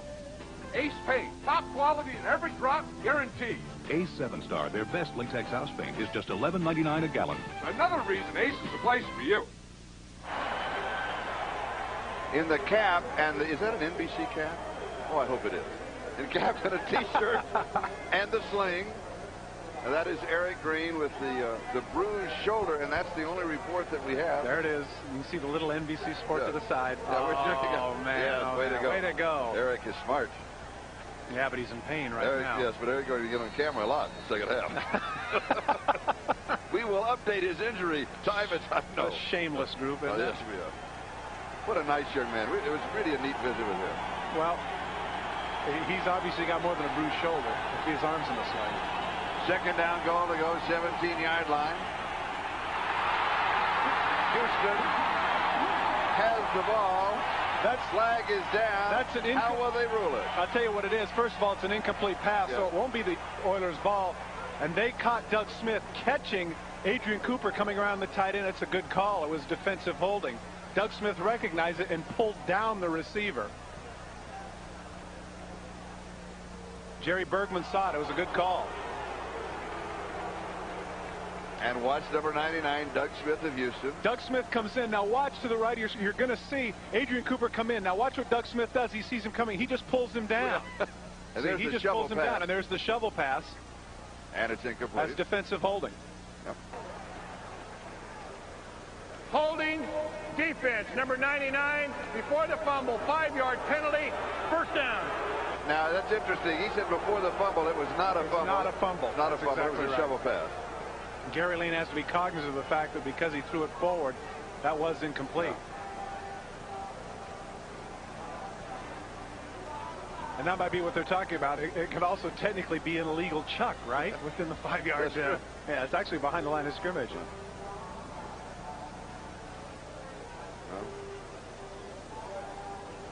Bill Cowher, the new young head coach of the Steelers. What they're debating about here is whether or not it's an automatic first down, and the answer is yes. So they've moved the yard markers back. So instead of, you know, it alters the sack, so now they have it 1st and 10 on the 12-yard line. Yep. Forward pass. He's explaining that is not, if you can read lips, that's exactly what Bill Cowher is saying. That is not a fumble. It is a forward pass. But they have the yard markers set correctly. It is 1st and 10 at the 12-yard line. So Bill's thinking about it. Now he's got to smile. Well, it's a forward pass. It's incomplete. Okay. You know what I think? I think Gary Lane is saying the same thing. I don't think he realized he said fumble on the PA system. That's right. That's right. And Jack's saying, Jack Pardee saying, let's go play football. Jack's saying, come on, defense. Let's hold them. All right. Now, the ball at the 12-yard line of Houston. First down. 10 minutes, 38 seconds. Clock moving. Time remaining. Third quarter. Strange ball game. Very strange. Very strange. A little bit of everything. The word bizarre comes to mind. Yes, it does.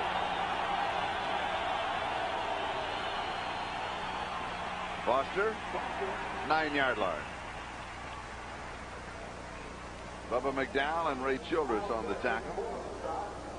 Is it my imagination, or are you saying the name Ray Childress an awful lot? He is involved in every play. He really is. Great player. Yes. Not only a great player, he is off to a great start this year. 79. There he is, right in the middle. Cuts back, holds. Yeah, backs in. Backs in, around, makes the play. Piece, sure. Yeah. So, you know, sometimes when you hear the hyperbole of people, you always say, yeah, right, sure. Now here's the guy not only making tackles and sacks and blocking kicks. I mean, you know, he's selling programs soon, is my guess. And here is Foster. Doug Smith got it. Doug Smith atoning a little bit for that defensive hold. I think he was so excited that he read the play. You know what I mean? Yes, I've got it. I'm here so it is. smart. Look at this. Bang. I mean, I'll get him aside. Oops, wait a minute. Gain of a yard to the 8-yard line. This man a couple of years ago suffered gunshot wounds and overcame that to come back and play. Nice man. A lot of fun. 3rd down and 6 at the 8-yard line. Barry Foster, the Steelers. 36 yards and 15 carries, 1 touchdown. Steelers have yet to convert on 3rd down, Charlie.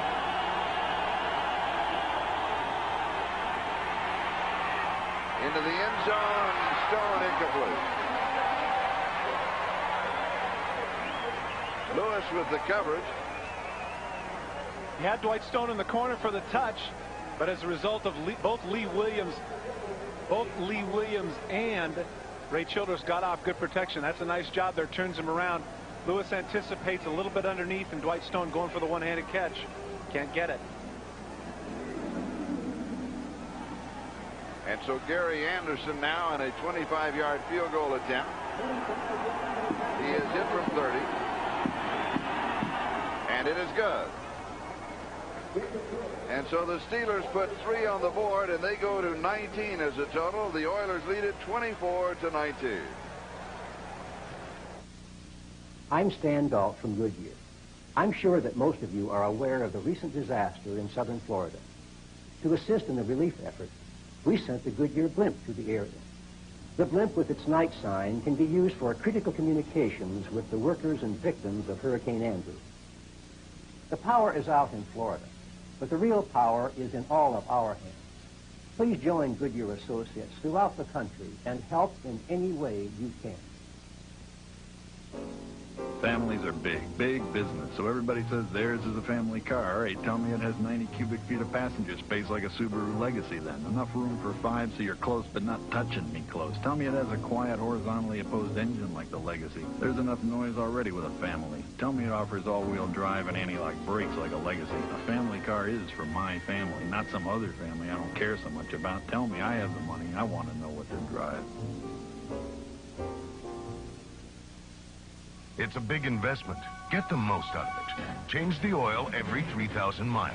And do it yourself with quality Pennzoil motor oil from Walmart. Only Pennzoil promises performance, protection, quality. And only Walmart gives you Walmart savings every day of the year. Every 3,000 miles, put fresh oil in your car. But first, come to Walmart and put Pennzoil in your cart. Your car will last longer. Your budget will too. Walmart. Always. Gary Anderson with his second field goal of the ball game. He is now hit from 30 and from 25. You can see right there, third all-time. That's very impressive. But, Charlie, the one thing that's impressed me today, as I mentioned earlier, is that now, at 33 years of age, that's usually the time when the kickers start to have those short kickoffs. But evidently he's been lifting some weights or something, because he's had 3 kicks now into the end zone. That's not even counting the one that they had at the 50-yard line, which he pooched. But as Warren Moon said, this becomes now the decade of the 30s.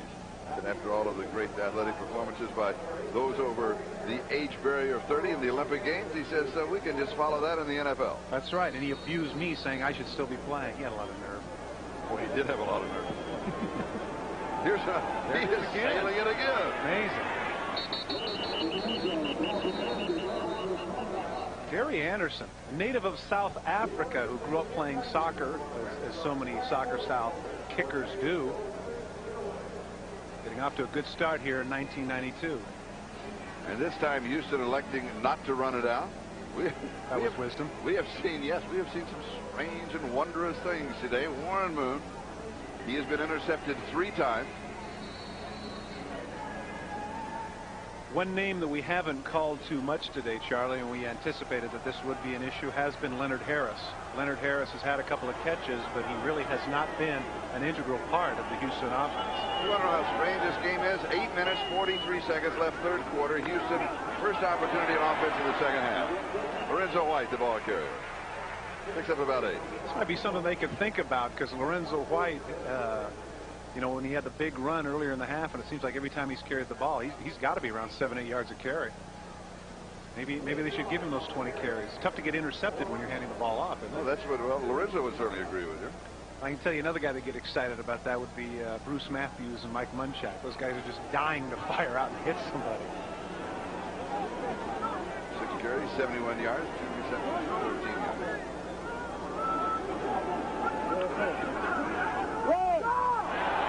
And here is White again on the draw. First down, 38-yard line. Gain of 10. Not that Warren Moon saw that graphic come up, but if you got a guy going 12 yards a carry, let's get him the ball. Drop play, little delay, cuts inside, shows some pretty good feet. He's an all-around back. He was telling us yesterday he takes great pride in the fact that not only can he run and catch, but the reason that he has solidified the position they traded away Alan Pinkett is because he is outstanding at picking up the blitzers coming in. Excellent blocker. Yeah, and he also added that in the run and shoot, you've got to be an all-around back because you're not going to be running the ball that much. Good point. Just Gibbons in motion. Boone comes back to the left side to Jeffries. And it's another first down. Sheldon with the tackle. The ball at the Pittsburgh 43. Sheldon giving far too much ground to Haywood Jeffries. Look at this. Look at this. That's almost 11 yards at the snap of the ball. And look, he doesn't even make a move. He just sits down in the zone, gets the catch. As you said, about a 16, 17-yard gain. You've got to play up in that situation. You just can't give him that much yardage. I mean, I'm all for respecting speed, but come on. First down, Houston. Double slot right side.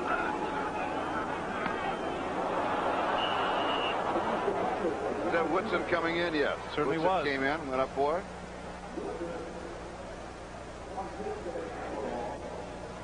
It'll be second down. It's the third time we've seen Rod Woodson come on the corner blitz. Doug Dawson comes off him, but too late. You can see right there. Well, I tell you, you know what? The thing that impresses me about Rod Woodson, besides the obvious athleticism, is he has no regard for his body. I mean, the minute you jump up in the air like that, you've got a guard coming out who's 6'6", 275 that can just, eliminate your spleen. And there he is, airborne, doesn't care. Knocks down the pass. And he's coming off of that injured calf muscle. Hasn't bothered him at all. Obviously not. Second down.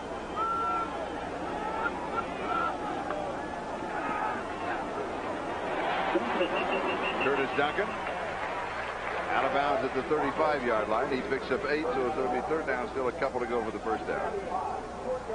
One of the things, Bill Cowher, of course, for those that follow football, was the defensive coordinator for the Kansas City Chiefs. That is really his strong suit.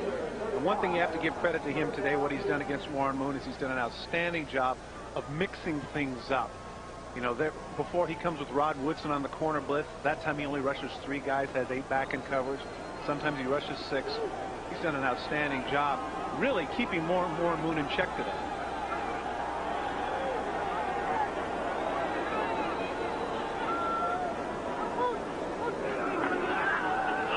And here is White.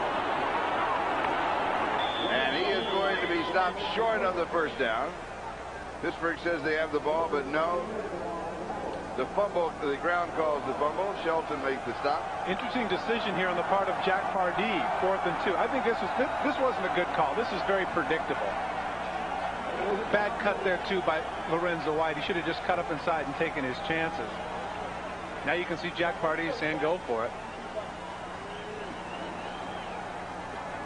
The crowd likes it. 4th down, about 2.5 yards for the first down.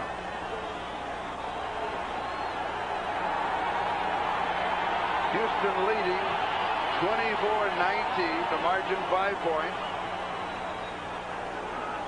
Just over 5 minutes to go in the third. Warren goes deep. He's throwing it away. He was getting pressure, and he had to get rid of it. And it was Donald Evans with backside pressure. Cowher's got to be excited about that. He made the right call. He's excited. Boy, he's fired up, and he has justifiably so. The Steeler defense held. A test drive, 6 miles on smooth road. If I was only driving 6 miles on smooth roads, I'd buy a bike. I'd get in shape. Let me test drive in rush hour traffic so I can see if it'll last like a Subaru. Let me test drive at the snowy Alaska so I can see if it has all-wheel drive like a Legacy. Don't take me around the block. Let's get it to 50 and slam the brakes so I can see if it offers any like brakes like a Legacy. Test drives aren't real. What's real is the money I'm spending. Show me. Tell me. I have the money. I want to know what to drive. A noble warrior advised, the art of protection springs from within. One must stay vigilant against one's unflagrant perspiration, lest one provoke a hostile response. Thus, the Norse ritual is Right Guard Sports Stick, an aromatic array of the freshest scents and maximum protection against disarming wetness. Confirming the wisdom, the best defense is not to offend. Right Guard Sports Stick. Anything less would be uncivilized.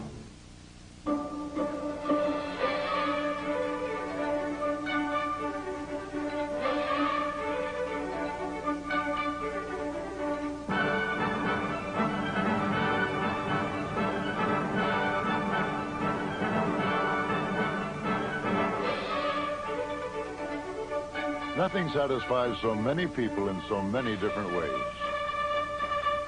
Beef, it's what's for dinner. Bill Cowher told us yesterday that he wanted to keep open lines of communication. Well, he certainly was doing that. This is tape while we were away during commercial. You know what he's telling everybody to think, but the thing that I like about it is that he's excited, and he's telling his young people, you know, you just did something fantastic. Everybody is saying, hey, this is Warren Moon, veteran quarterback, all-pro. You just stopped him in a crucial situation. He wants his young people to know it. And you took over on downs on your own 35-yard line. And here's Barry Foster. Foster to the 50. All the way to the 40-yard line of Houston before Richard Johnson and Bo Orlando can bump him out 25 yards on the play. Take a look. Willie Pegues cuts inside. The minute he cuts inside, they lose containment. Bubba McDowell goes down, and Richard Johnson's run support was far too much to the inside. Once you do that, take a look at number 20, Dwight Stone, on Lamar Lathan. Look at that. He gets him down. What a surprise. You wouldn't think that that was going to happen to somebody 6'3", 250 by a guy who's 5'11", 180. But that was a key block in getting Foster to the outside. First down, Houston, 40-yard line. And Foster comes back to the right side. 4 more yards to the 36. It'll be second down and 6. Glenn Montgomery with the tackle. Warren surveying the field. Normally you would think for a quarterback those would be decent numbers, but in this particular system where they throw so often, those 3 interceptions stand out, as well as 185 yards. That's not very much per attempt. You have to give a lot of credit to that young secondary of the Steelers.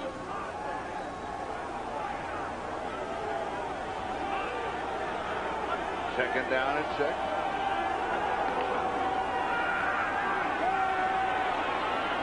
Incomplete. Flag is down. Adrian Cooper, the tight end, the intended receiver, and Bubba McDowell may have gotten there before the football. And he knows that he's not going to argue too vehemently.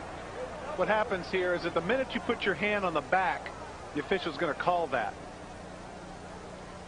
And since two officials called it, I don't know that Bubba has much of a debate. Defensive interference, number 25, 15, spot foul, first down.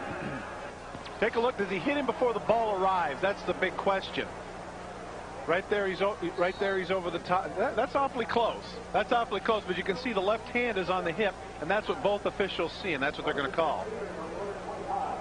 First down, 25-yard line.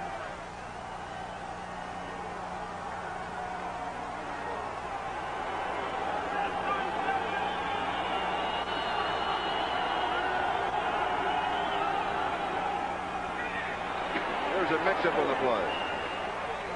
Foster ended up with it, wasn't sure where he should go. Childress and Williams stopped him. Bubba McDowell, arguably one of the best strong safeties in the league, but if you ask him, he doesn't have much of a debate where that's concerned. Very undersized nowadays with safety, 6'3", 6'4", 220, 230 pounds. This was his response when asked about what he thought his status was. I am the best if the other guys don't like it. Tough. He backs it up, though. He's a player. They ask him to do a lot of things. Cover man for man, run support, cover wide receivers in a 3-4 wide situation. He might be right. 2nd and 10. Foster this time a straight shot. 18-yard line. Willis Pegues making the tackle. Interesting that the defensive line of the Houston Oilers is starting to get tired. They've spent an awful lot of time on the field here. And because, as we've mentioned ad nauseum, the holdouts on the defensive line, the depth is not the same. And so, as you mentioned, 2:20 and counting here time-wise. Ron Earhart is doing exactly what he said he was going to do and keep Warren Moon off the field. Jack Pardee, the head coach of the Oilers, says we're playing with our depth. We got whistles and flags.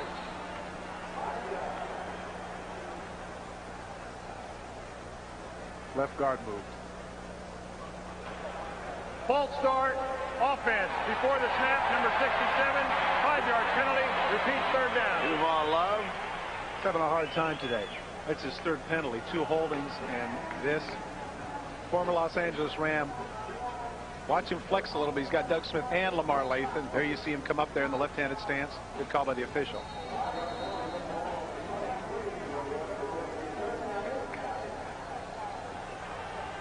Third down and 8. Steelers still looking for their first third down conversion of the ball game. At the Houston 23. Look how far off Bubba McDowell is on Jeff Graham. He's got him in man coverage. He's so far off. Unbelievable. Incomplete. Now Stone was going to the post. There's a flag drop. And it's going to be holding. This will be an interesting call. Do they want to force 4th down here, or do they want to take him out of field goal range? Take him out of field goal range. Well, then they'll make him do it again, is my guess, because the 24 to the 34. O'Donnell, though, let that pass go too soon. Well, he had a blitz. He had Darrell Lewis holding coming. Offense, number 77, 10-yard penalty, repeat third down. That's on Hasselbeck, and they will repeat the down. They want to take him out of field goal range. Houston went with something that Pittsburgh had success with earlier with the corner blitz. Darrell Lewis comes from the outside, number 29. Carl Hasselbeck, as we mentioned. Take a look here. Here's Childress, has him beat. Look at that. Just tackles him. Look at 77 right on the box. That's a takedown. That's right. That's 2 points. We got you. Of course he's a great wrestler. Now, how many times has somebody said that with regards to him? I bet he's getting tired of that. Yeah. But also looking at Lee Williams, as you saw, the pressure, the reason that O'Donnell got rid of the pass too soon. Third down and 18, 33-yard line. Has the blitz over the middle, wide open, down and then up and then crawling is Barry Foster, and he is upset at himself. Once again, this will be an interesting decision. Do they want to keep the play, or do they want to accept the offsides penalty that they got against the Houston Oilers? Flag down. It was offsides against the Oilers. foolish play on the part of Steve Jackson. He's coming with the blitz, and he's just offsides. I mean, there's no excuse for that. You take the penalty and get the down over. But what about Barry Foster? No. They're not going to take the penalty because now they're in better field goal position. I'm kind of surprised by that based on the way Cowher was in the first quarter. Defense. Number 24, penalties declined. 4th down. But can you imagine what was going through Foster's mind when he scrambled and he was on the ground and he couldn't get up, and he just knows if he could just roll for 4 more yards, he's got the first down. He just couldn't quite get there. Nothing. He was falling. I can't get up. Nothing but end zone. 37-yard field goal attempt. Are you surprised that they didn't take the penalty? Yes.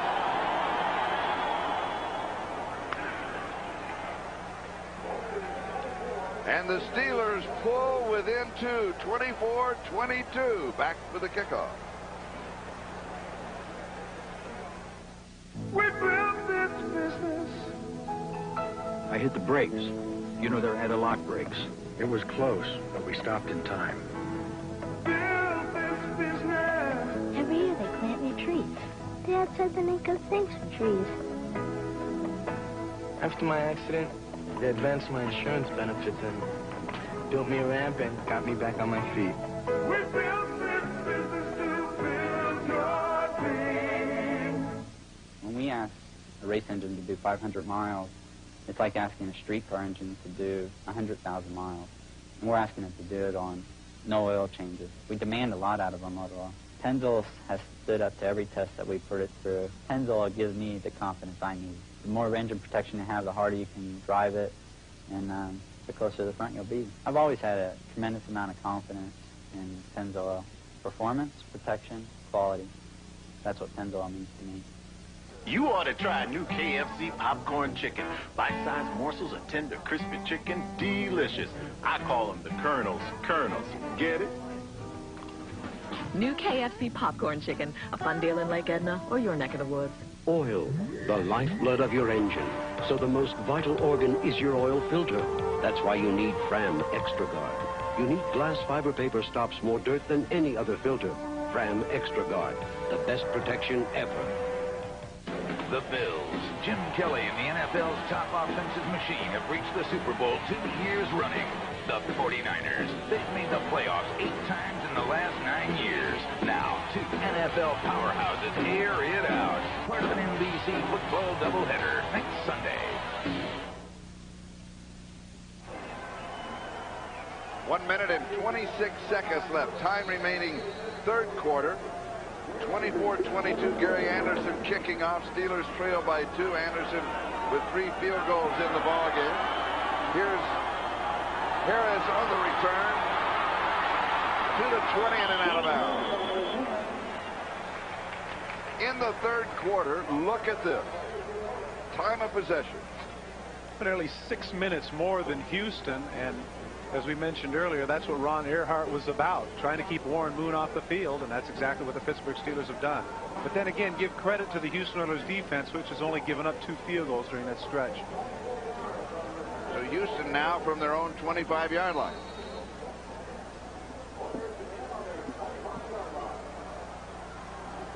And now with 1:15 to go in the third, this is only the second time that Houston has had the ball on offense in the second half. Harris, the motion man, to the right side. Moon throws to the right side. And the pass is complete to Curtis Duncan.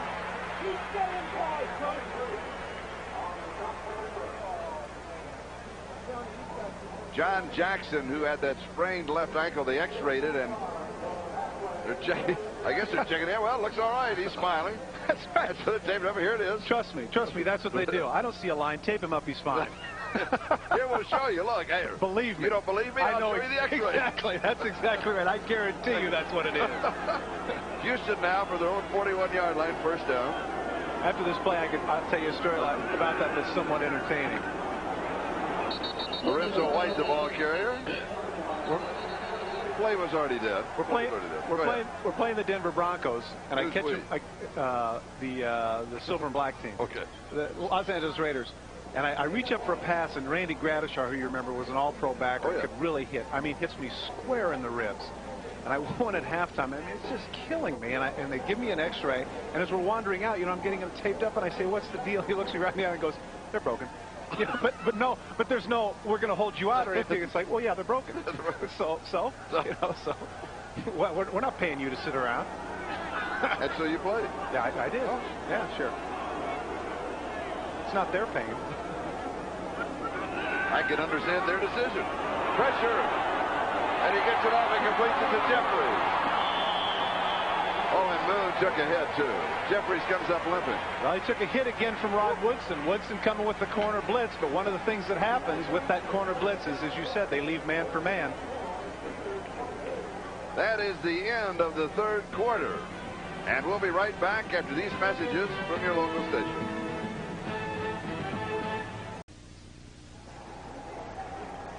This is the pressure that Warren Moon received. It wasn't as bad as it looked, though. From the bottom, you see Carnell Lake, the strong safety, and then from the back, Rod Woodson, once again on the corner blitz. Took a little shot to the head, but as Warren said, he sometimes likes that because it means man coverage, and it meant a big play there for he and Jeffries. And it's a first down at the Pittsburgh 38-yard line. And here's the reverse to Gibbons. And Gibbons will go out just shy of the first down. Jerry Bergman's been busy today, the side judge. Take a look at the right of your screen. You're going to see Haywood Jeffries is going to hold, and that's the call that they have right here. Watch 84. Right there, just at the end, you're going to see the flag come flying in. That play's going to go back another 10 yards.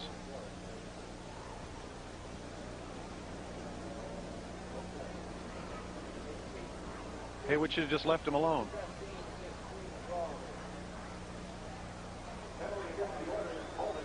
The score, Houston 24, Pittsburgh 22 with 14:55. Illegal use of the hands. Offense, hands to the face mask, number 73, 10-yard penalty. Repeat, first down. Oh, they called David Williams for that. When the flag came in, it appeared that he was calling the foul on Jeffries because he did have a hold of the jersey of the cornerback. But Houston now 7 penalties, 61 yards. And it'll be first down 20 at the 44-yard line.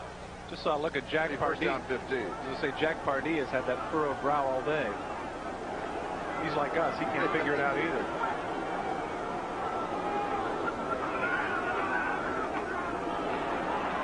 No, this time, lots of time, and it is incomplete. Good defensive play by Richard Sheldon. Leonard Harris, the intended receiver, couldn't hold on to it. Get a chance here to take a look at the statistics of the new Fab Four. Of course, Curtis Duncan having a big day, and usually he's not the guy they go to. I think the one to look at right there is the second one down, Leonard Harris. He is the man that took the place, of course, of Drew Hill, and thus far, even with the 4 catches, 33 yards, he's really been a non-factor in this game. The ball spotted at the 44-yard line. So officially it is now second down and 16 to go for the first down.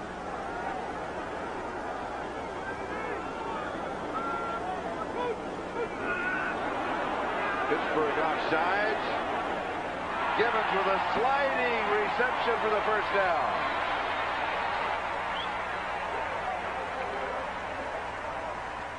Carnell Lake had the coverage. One of the things about Ernest Gibbons that you have to admire is his courage. The man is 5'9", 180 pounds, and he catches the ball in the middle of the field. The outsides against Pittsburgh is going to go. Offside. 2 touchdowns defense. today. Number 98. Penalties declined. First down. It's my opinion that Ernest Gibbons is one of the elite receivers in the NFL, but really doesn't get his due because he's in this offense. Look at the sliding catch right between the two big guys, Carnell Lake and Brian Hinkle. I mean, that's one thing if you're an Eric Green 6'5", 280. It's another when you're 5'9", 180 to stick your nose there and make the catches, but Ernest Gibbons continues to do that. And the ball at the Pittsburgh 25-yard line, first down. Houston leads by 2, 24-22. Boone comes back right side. Pass is complete at the 21-yard line to Leonard Harris. He's dropped immediately by Donald Evans. Once again, as we mentioned, Leonard Harris with the catch, but kind of nondescript under a 5-6 yarder. There's going to be a lot of pressure on him throughout the year, you know. Oh, yeah. I mean, as we said, there's no secret that Drew Hill was Warren's favorite. And he had 90 receptions last year, 4 touchdowns. And he told us, he said, I'm used to looking to the left side. I'm used to looking there for Drew. I'm used to going to Drew. And somebody has to take up the slack. Well, Leonard, Leonard's no rookie. He's a 31-year-old, very successful in USFL, the Denver Gold. Warren thinks over the long haul he'll be fine. Second down and 6 at the 21. Pass is complete right side. It's Curtis Duncan. And they'll pick up the first down. Last year in the statistics of the Fab Four, the man who was far behind, the only one that didn't have 70 catches was that man, Curtis Duncan. Today, that's his 8th grab, and he's just short of 100 yards. So evidently that man is getting more and more involved in the mix for the Houston Oilers. A gain of 7, the ball just outside the 14-yard line. 12 minutes and 40 seconds time remaining in the game. Houston leading by 2, 24-22. Steelers dominating the third quarter.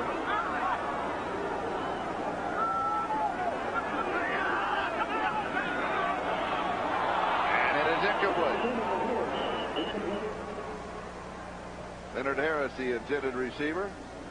And now let's take a look at the Fab Four, the receivers for the Houston Oilers in the run and shoot.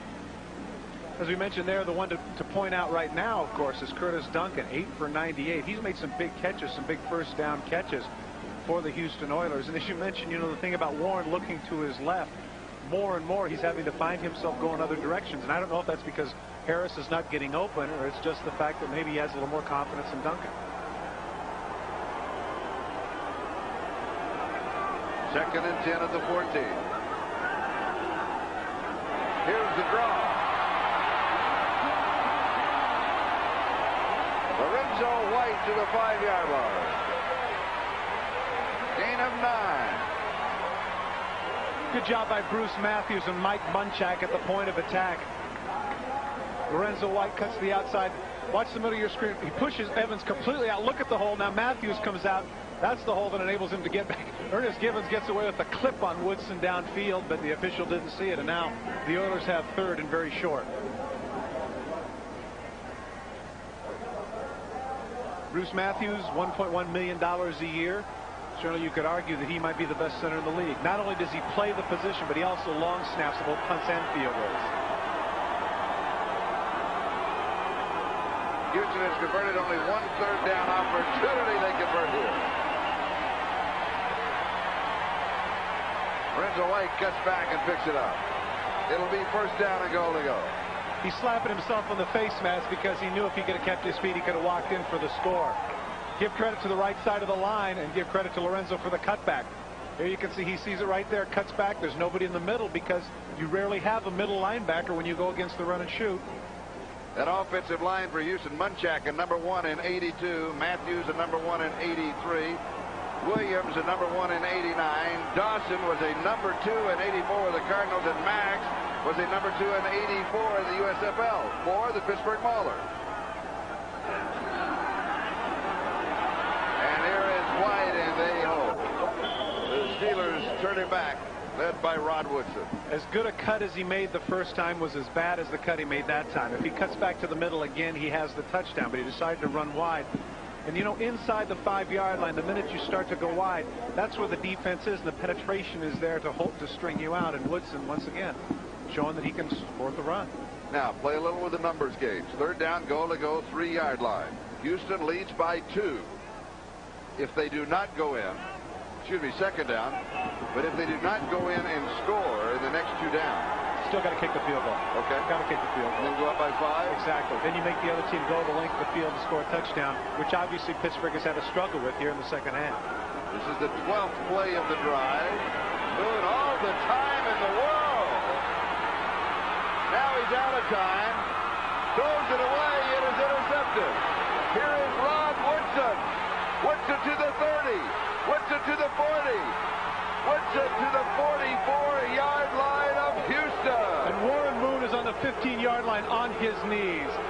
That's the second time today that Warren made one of the just most egregious decisions that he has made as a quarterback.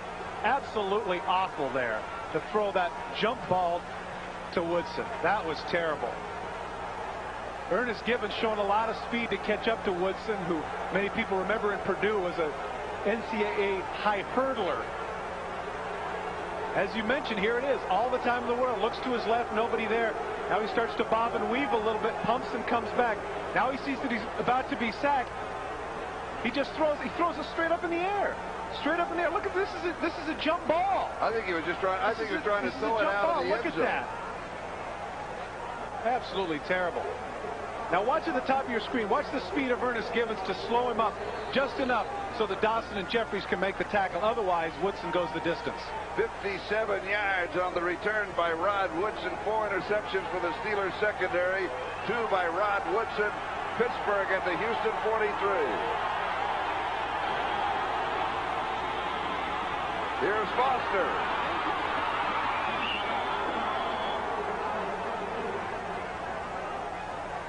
And Richard Johnson finally gets him. The momentum is all Pittsburgh's right here. The defense is reeling. They come into the game on their heels. Good job by the offensive line. There's Hasselrig getting Jeff Alm out of the way, enabling Foster to cut to the outside. Good job by Stone downfield. Johnson makes the tackle, but not before they get to the 24-yard line. And a first down. And remember what Bill Cowher told us yesterday, the head coach of the Steelers? It all starts with running the football. Well, Barry Foster had a great average coming out of preseason, 4.7 a carry. And you can see right there, 20 carries for 91 yards. He's doing a good job today. He got past Latham. McDowell got him. It'll be second down.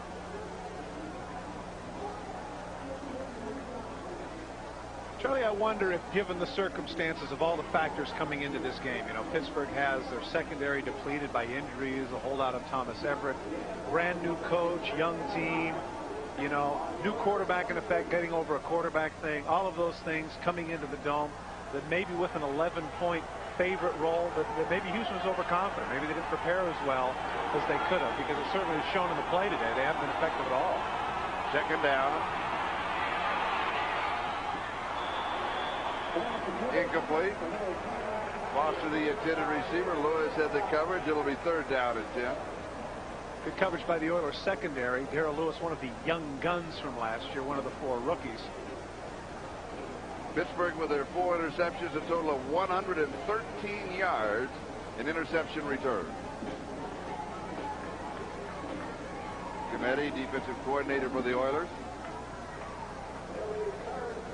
Interesting call here, 3rd and 10. Do you back up into the zone? Do you blitz somebody and try and take him out of field goal position? Because again, if you blitz, that's man-for-man coverage, and that has not been Houston's forte today. Steelers trailing by 2.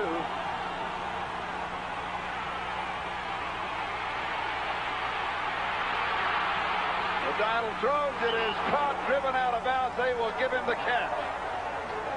It is Jeff Graham who has the reception. Lamar Lathan hit him and took him out of bounds. Jeff Graham has been an absolute star today, coming up with some big catches. O'Donnell does a good job here. The offensive line, excellent protection. Now O'Donnell rolls to his left. He knows he's got some pressure. Now Graham is smart because Graham runs back to him. He avoids Doug Smith, sidearms it right on the money. And a good catch coming in. That's a tough catch to make because you've got your body coming towards the quarterback, and that makes the ball that much harder to hold on to. Lamar Lathan was with him step for step, but O'Donnell put it right on the numbers. And we have an injury timeout. It is Lamar Lathan who was injured on the play. They're checking the left knee. We'll be back in just a moment. It's like a poltergeist. It's incredible. It was the noise of that wind. It was like a bomb went off. I just don't know where we're going to begin. When people buy insurance, it's not a tangible item. They can't turn around and take it and put it on a table and admire it. It feels good to have a friend and have a company like Allstate behind. I don't have a roof, and I'm smiling. We're going to get the place fixed up. We're going to have a home again. Now you're going to see exactly how good your insurance company is. Wouldn't it be great if you could afford a luxurious mansion? For you and all your friends? Of course, the place needed some updates. Like a bowling alley and a pool table. Naturally, you'd have an open house. Oh, dear! With beer! Harold, do something! Icy, cold-filtered Keystone, Keystone Light, and Keystone Dry. Bottled beer cased in a can. Now, wouldn't that be great?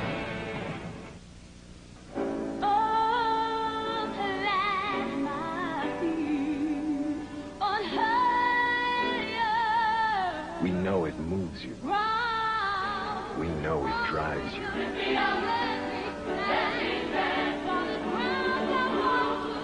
You got the love? Now where are you going to get the shoes?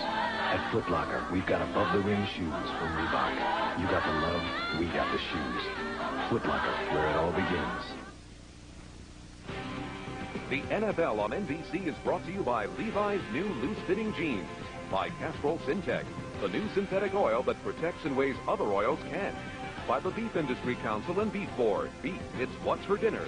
And by Mitsubishi, bringing you a full line of award-winning automobiles. Mitsubishi, the word is getting around.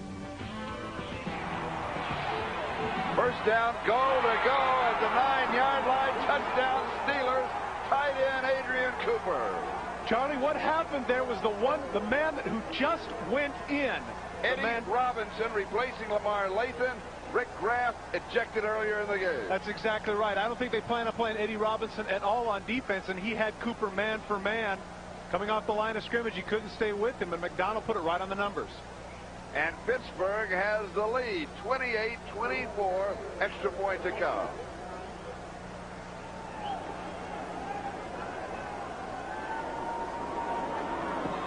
And it is good. Pittsburgh 29. Houston, the favorite, 24, back with a kickoff. 8 minutes left. This is the end of how you think about dandruff shampoo.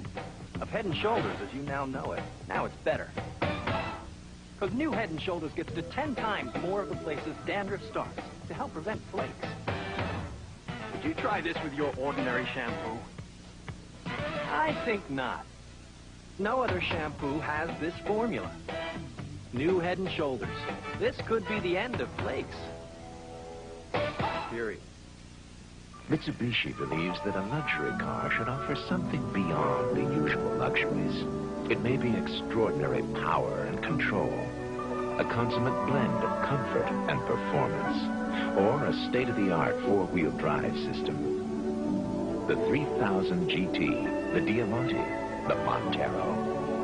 Lease the luxury car of your choice. Only $399 a month for 36 months. Mitsubishi, the word is getting around.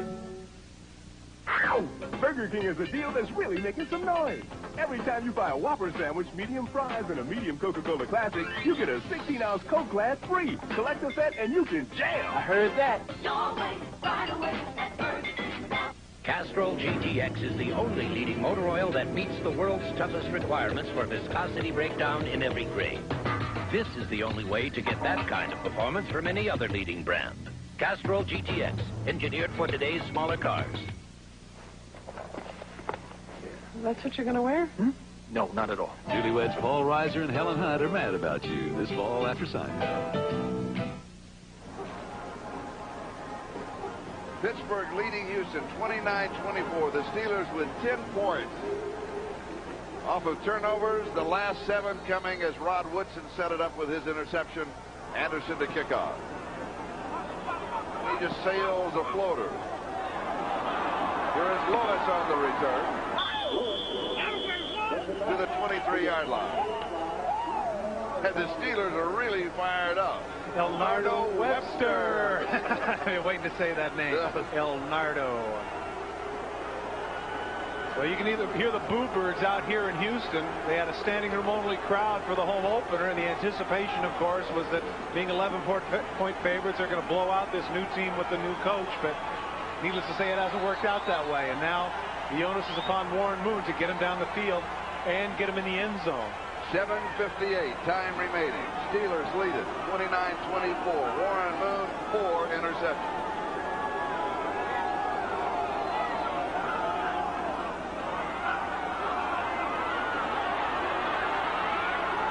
Incomplete. Gerald Williams makes the play for the Steelers. Chasing Moon, number 57. We mentioned earlier the body language of the team. Now you can see on the Houston side of it a little bit of impatience, a little bit of concern where that is. You can see Jack Pardee not too terribly happy with what's happening on the field, and Warren Moon, having an off day, has to put all that behind him now because he's got to get this team down the field. 7:52 left. Getting down the field and kicking a field goal at this point might not do it. Gibbons is in motion. Middle screen to White. Oh. Hinkle makes the tackle. Lorenzo justifiably should be angry with himself. If we get a chance to see this on the replay, he has a lot of room to the outside. He cuts back behind his block, but he didn't need to do that. Pittsburgh was in his own defense, and they completely backpedaled. Take a look at the middle of the field. Now watch. If he stays to the outside, there's nobody there. He follows behind the block, and he runs right back into Brian Hinkle. If he stays to the outside, he's got another 15 yards. First down, Houston 34-yard line. 7 minutes, 12 seconds remaining. Steelers lead at 29-24. Blitz pressure, pass far side is complete. Jeffries has the reception. Clock continues to move. Griffin with the tackle. They'll mark it just short of the first down.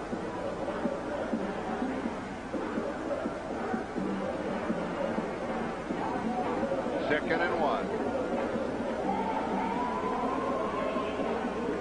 You can almost sense that maybe this is it for the Houston Oilers. They're certainly taking their time. They're in no big hurry to get back to the huddle. They feel like 6:30 and counting that this could be it. This could be the drive to get down the field. This is, I hate to say all or nothing, but the Steelers have dominated the clock in the second half. Certainly have. Second, less than a yard for the first down. Tipped, incomplete. Ooh. Donald Evans tipped it, and Richard Sheldon, the cornerback, was trying to pick it up on the dead run. Couldn't get to it.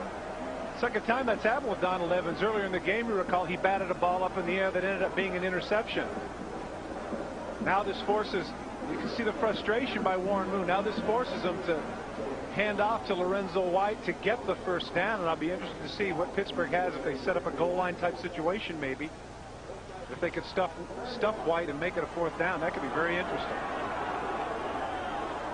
Houston has converted only 1 of 6 third down opportunities. Boone could do it with a quarterback sneak. He's going to throw.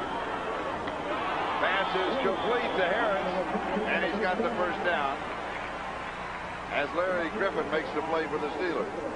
Warren did a good job audibling out of that. He had the run to Lorenzo White, but when he saw they're backpedaling in the secondary and the man on Leonard Harris was playing off about 10 yards, I believe it was Shelton. That's what he does. Went to the quick out to get the first down. Houston at their own 46-yard line. First down. 5 minutes, 44 seconds and counting. Time remaining. Man Kevin Gilbride responsible for getting the plays into Warren Moon. Has his work cut out for him here. 54 yards to go. The margin 5 points. Warren comes back. Gibbons was hit before the ball got there. There is no flag. Oh, man. Should have been a flag.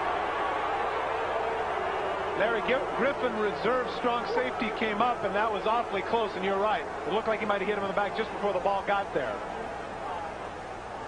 Watch Gibbons in the middle of your screen, setting down in the zone in the deep in area. Does he get the... Yes. Very close. Actually, it's closer than very it was. close. Yes. No. Let's do it. If we got time, let's do it again. You call the ball when he touches it. I'll call the hit. Bang. Okay. All right. Well, I like that. Yeah. Second and 10.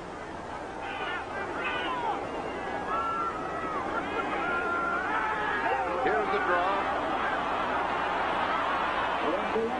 Lorenzo White has about 7 yards, maybe 8. Lake and Perry with the tackle. Clock moving. 5:12 and counting. I believe with that carry, Lorenzo White might have gone over 100 yards, but I'm sure he would have anticipated his team would have been behind at this point. One advantage to the shorter back, 5'11" Lorenzo White is that great center of gravity. He's able to make those cuts on the AstroTurf, cutting back against the grain, enabling them now to have a 3rd and 3. Lorenzo White, 13 carries for 100 yards, having an outstanding game. 3rd and 3 in the 47.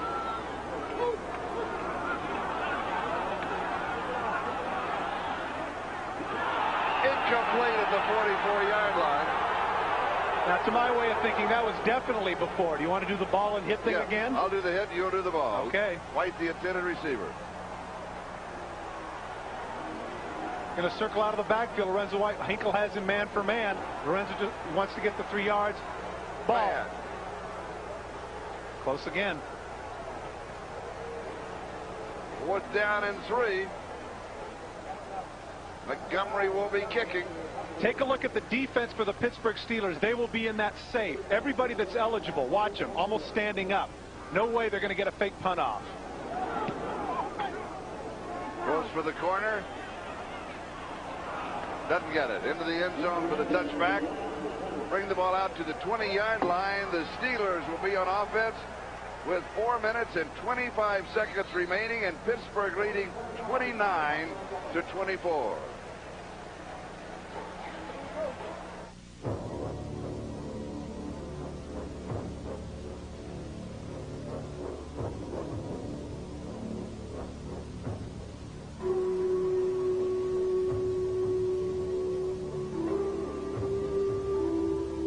Introducing Levi's loose-fitting jeans.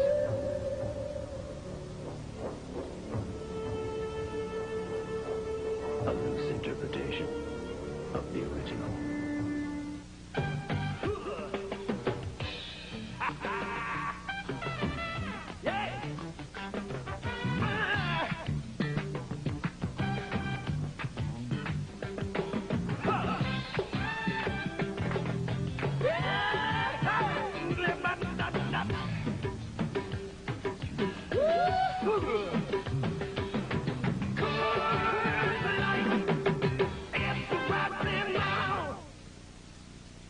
When we're together, I want her to be thinking about just one thing. Me. Sometimes I'll just see a certain guy and want to get close to him. Perspiration's okay when you're playing tennis, but not when you're close. If a guy smells, it's such a turn-off. Get a little closer with Arid Double X, the anti-odor antiperspirant. Arid Double X helps keep you extra, extra dry. Yeah, I trust Arid. Next Saturday, the pride and tradition of Notre Dame football returns to NBC as the Fighting Irish square up against one of their fiercest rivals, Big Ten champion Michigan. It's Heisman Trophy favorite Rick Meyer versus Michigan field general Elvis Grbac in this battle of 2 top 10 teams. Notre Dame football is home on NBC.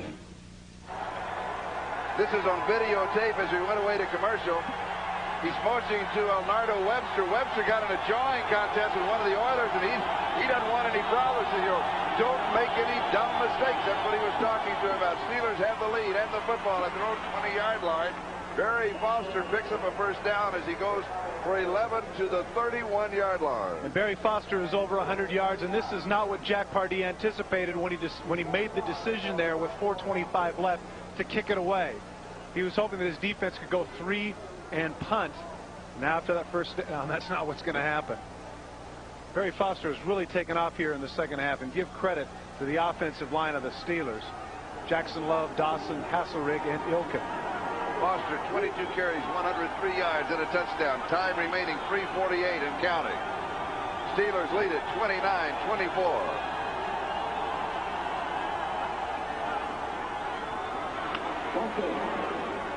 Foster will pick up maybe a yard, and that's all that he will get to the 32-yard line. It'll be 2nd down and 9.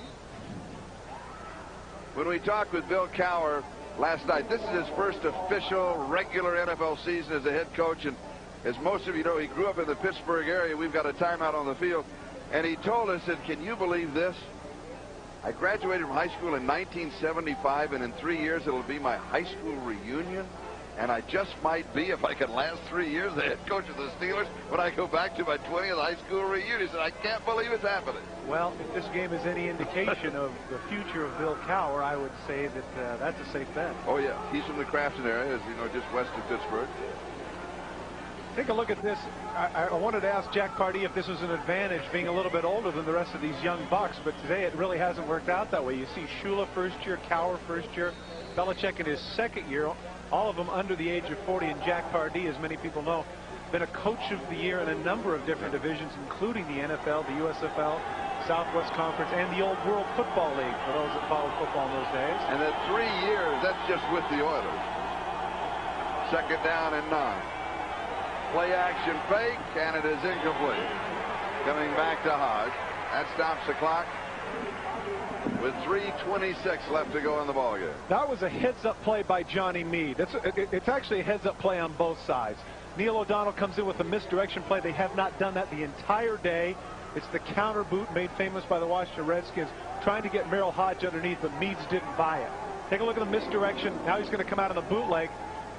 Hodge was not fooled by it at all. You can see him right there running step for step, and all he can do is throw the ball away.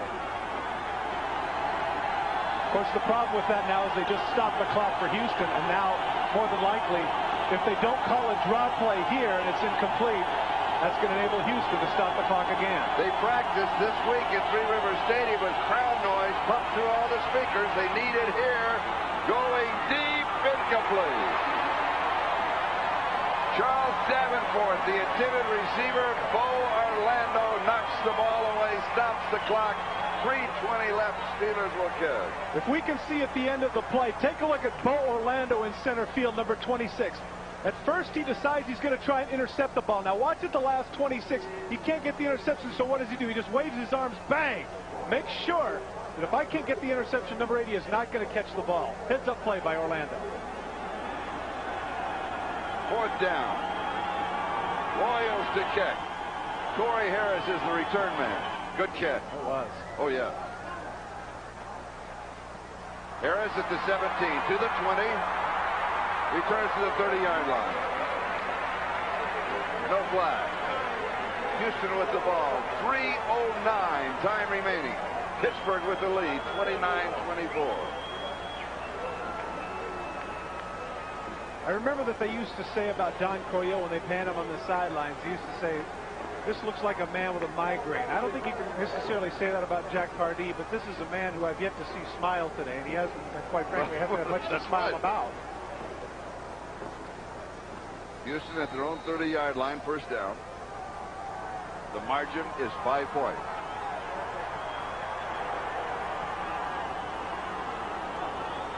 Just over 3 minutes remaining. Moon goes deep, has a man, hits him. Jeffries.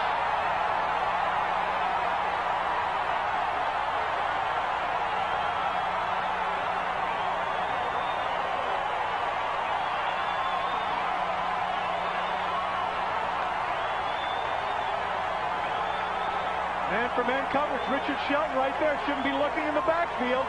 That's a rookie mistake. He looks in the backfield. Jeffries comes behind him. He isn't seen, and as a result, he sneaks in for a big catch. 57 yards. To the 23-yard line of Pittsburgh. First down.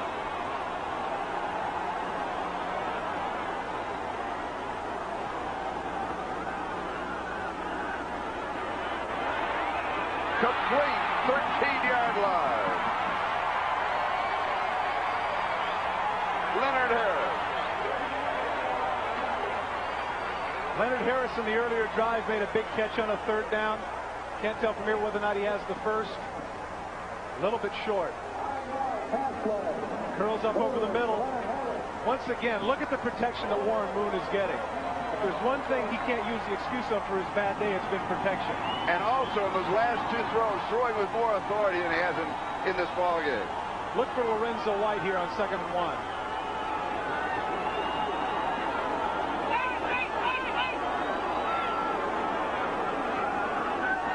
Once again, he audibled out of it. Intercepted. 5th interception of the ball game. Larry Griffin has his 2nd.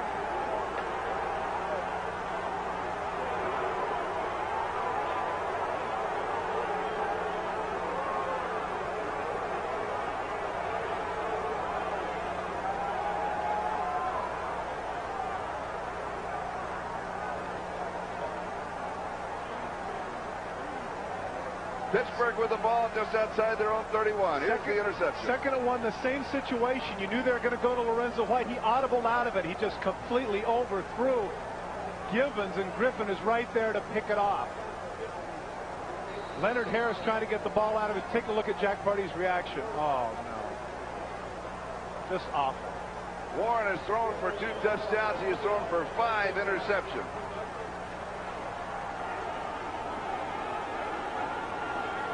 Two minutes and 9 seconds remain in the ball game. Foster dropped by Pegues.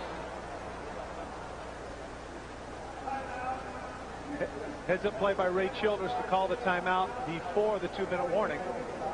We'll step aside for a moment. Steelers lead it 29-24. That cute little street in Spain, a scene worth preserving on film. You raise your camera and say to yourself, gee, what's that noise? Why risk your camera when you can use ours?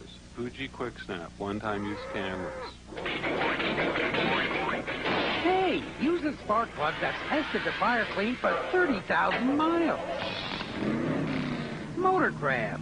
Motorcraft quality parts from Ford. The question that will be asked, Warren Moon, he signed the big contract. All of that's behind him. He is set with major dollars, several million a year for the next few years. Has that taken the edge off? You know, I don't think so, Charlie. I think it's one of those things that's just unexplainable. I mean, at halftime, he had the 3 interceptions. We both looked at each other and said, well, he's not going to do that in the second half. Well, what's happened? He had thought he's only had 2 more. Well, but I mean, they've both been horrible throws. Yeah, they have been. Just awful. Here's Foster on the draw to the 36. That takes us to the 2-minute warning. And we'll step aside once again. Steelers 29, Oilers 24.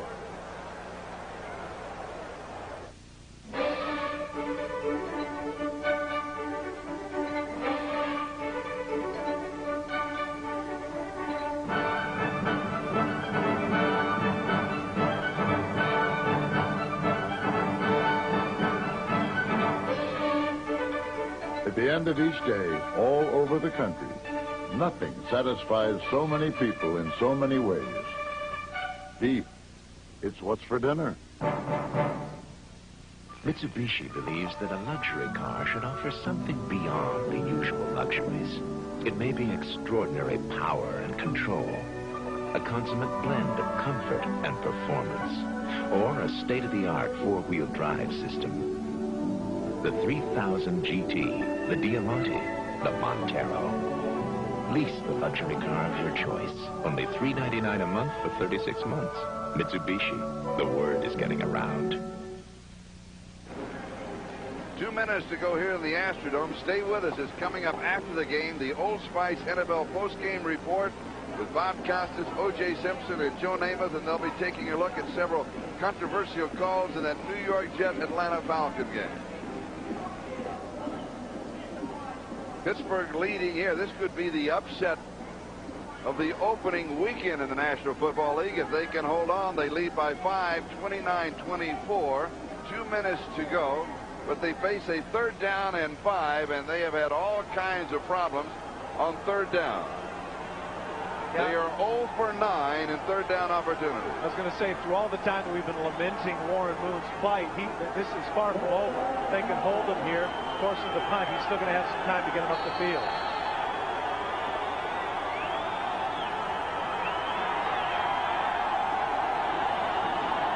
You keep it on the ground to keep the clock going? What do you do here, Charlie? You got to throw for the 1st down. Or maybe you don't. Our reverse with Stone. And the quarterback, Neil O'Donnell, leading the way. 1st down, Steelers. How about that razzle-dazzle? Once again, once he made it past Willie Pegues. Willie Pegues wasn't necessarily fooled on the play. Take a look at number 72. They go with the reverse. Here he comes back in motion. Now watching the bottom of your screen, 72. He almost gets him. Almost right there.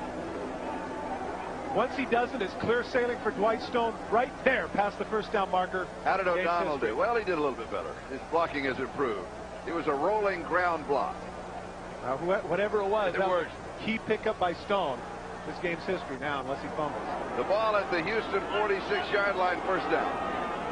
1:08 and counting. Time remaining.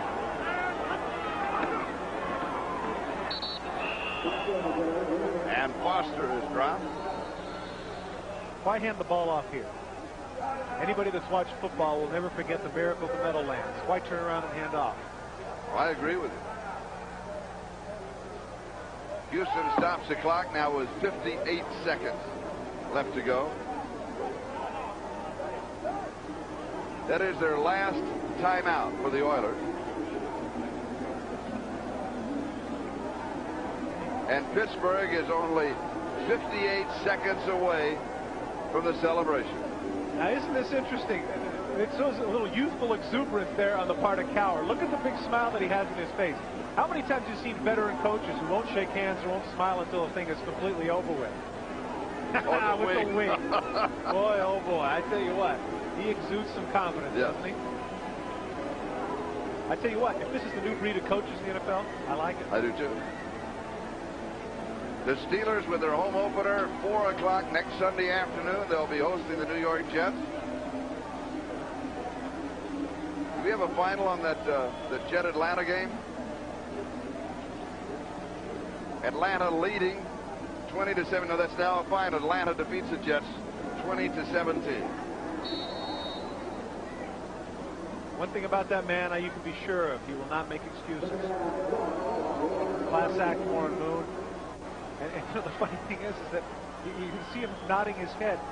Sometimes these things happen athletically. I mean, you just can't know why. Why does it happen? You just don't know. And now Neil O'Donnell just kneeling down. And the Gatorade shower? One game? Are you kidding me? Oh, well, you have to. It's his first game as a head coach. One that he will always remember. And not only that, the magnitude of it. Anybody that would have predicted the Steelers' victory today would have been a liar, I think. Pittsburgh on the road in Houston. Houston, one of the Super Bowl favorites. I would say that they in Buffalo. Sure, certainly. The favorites, and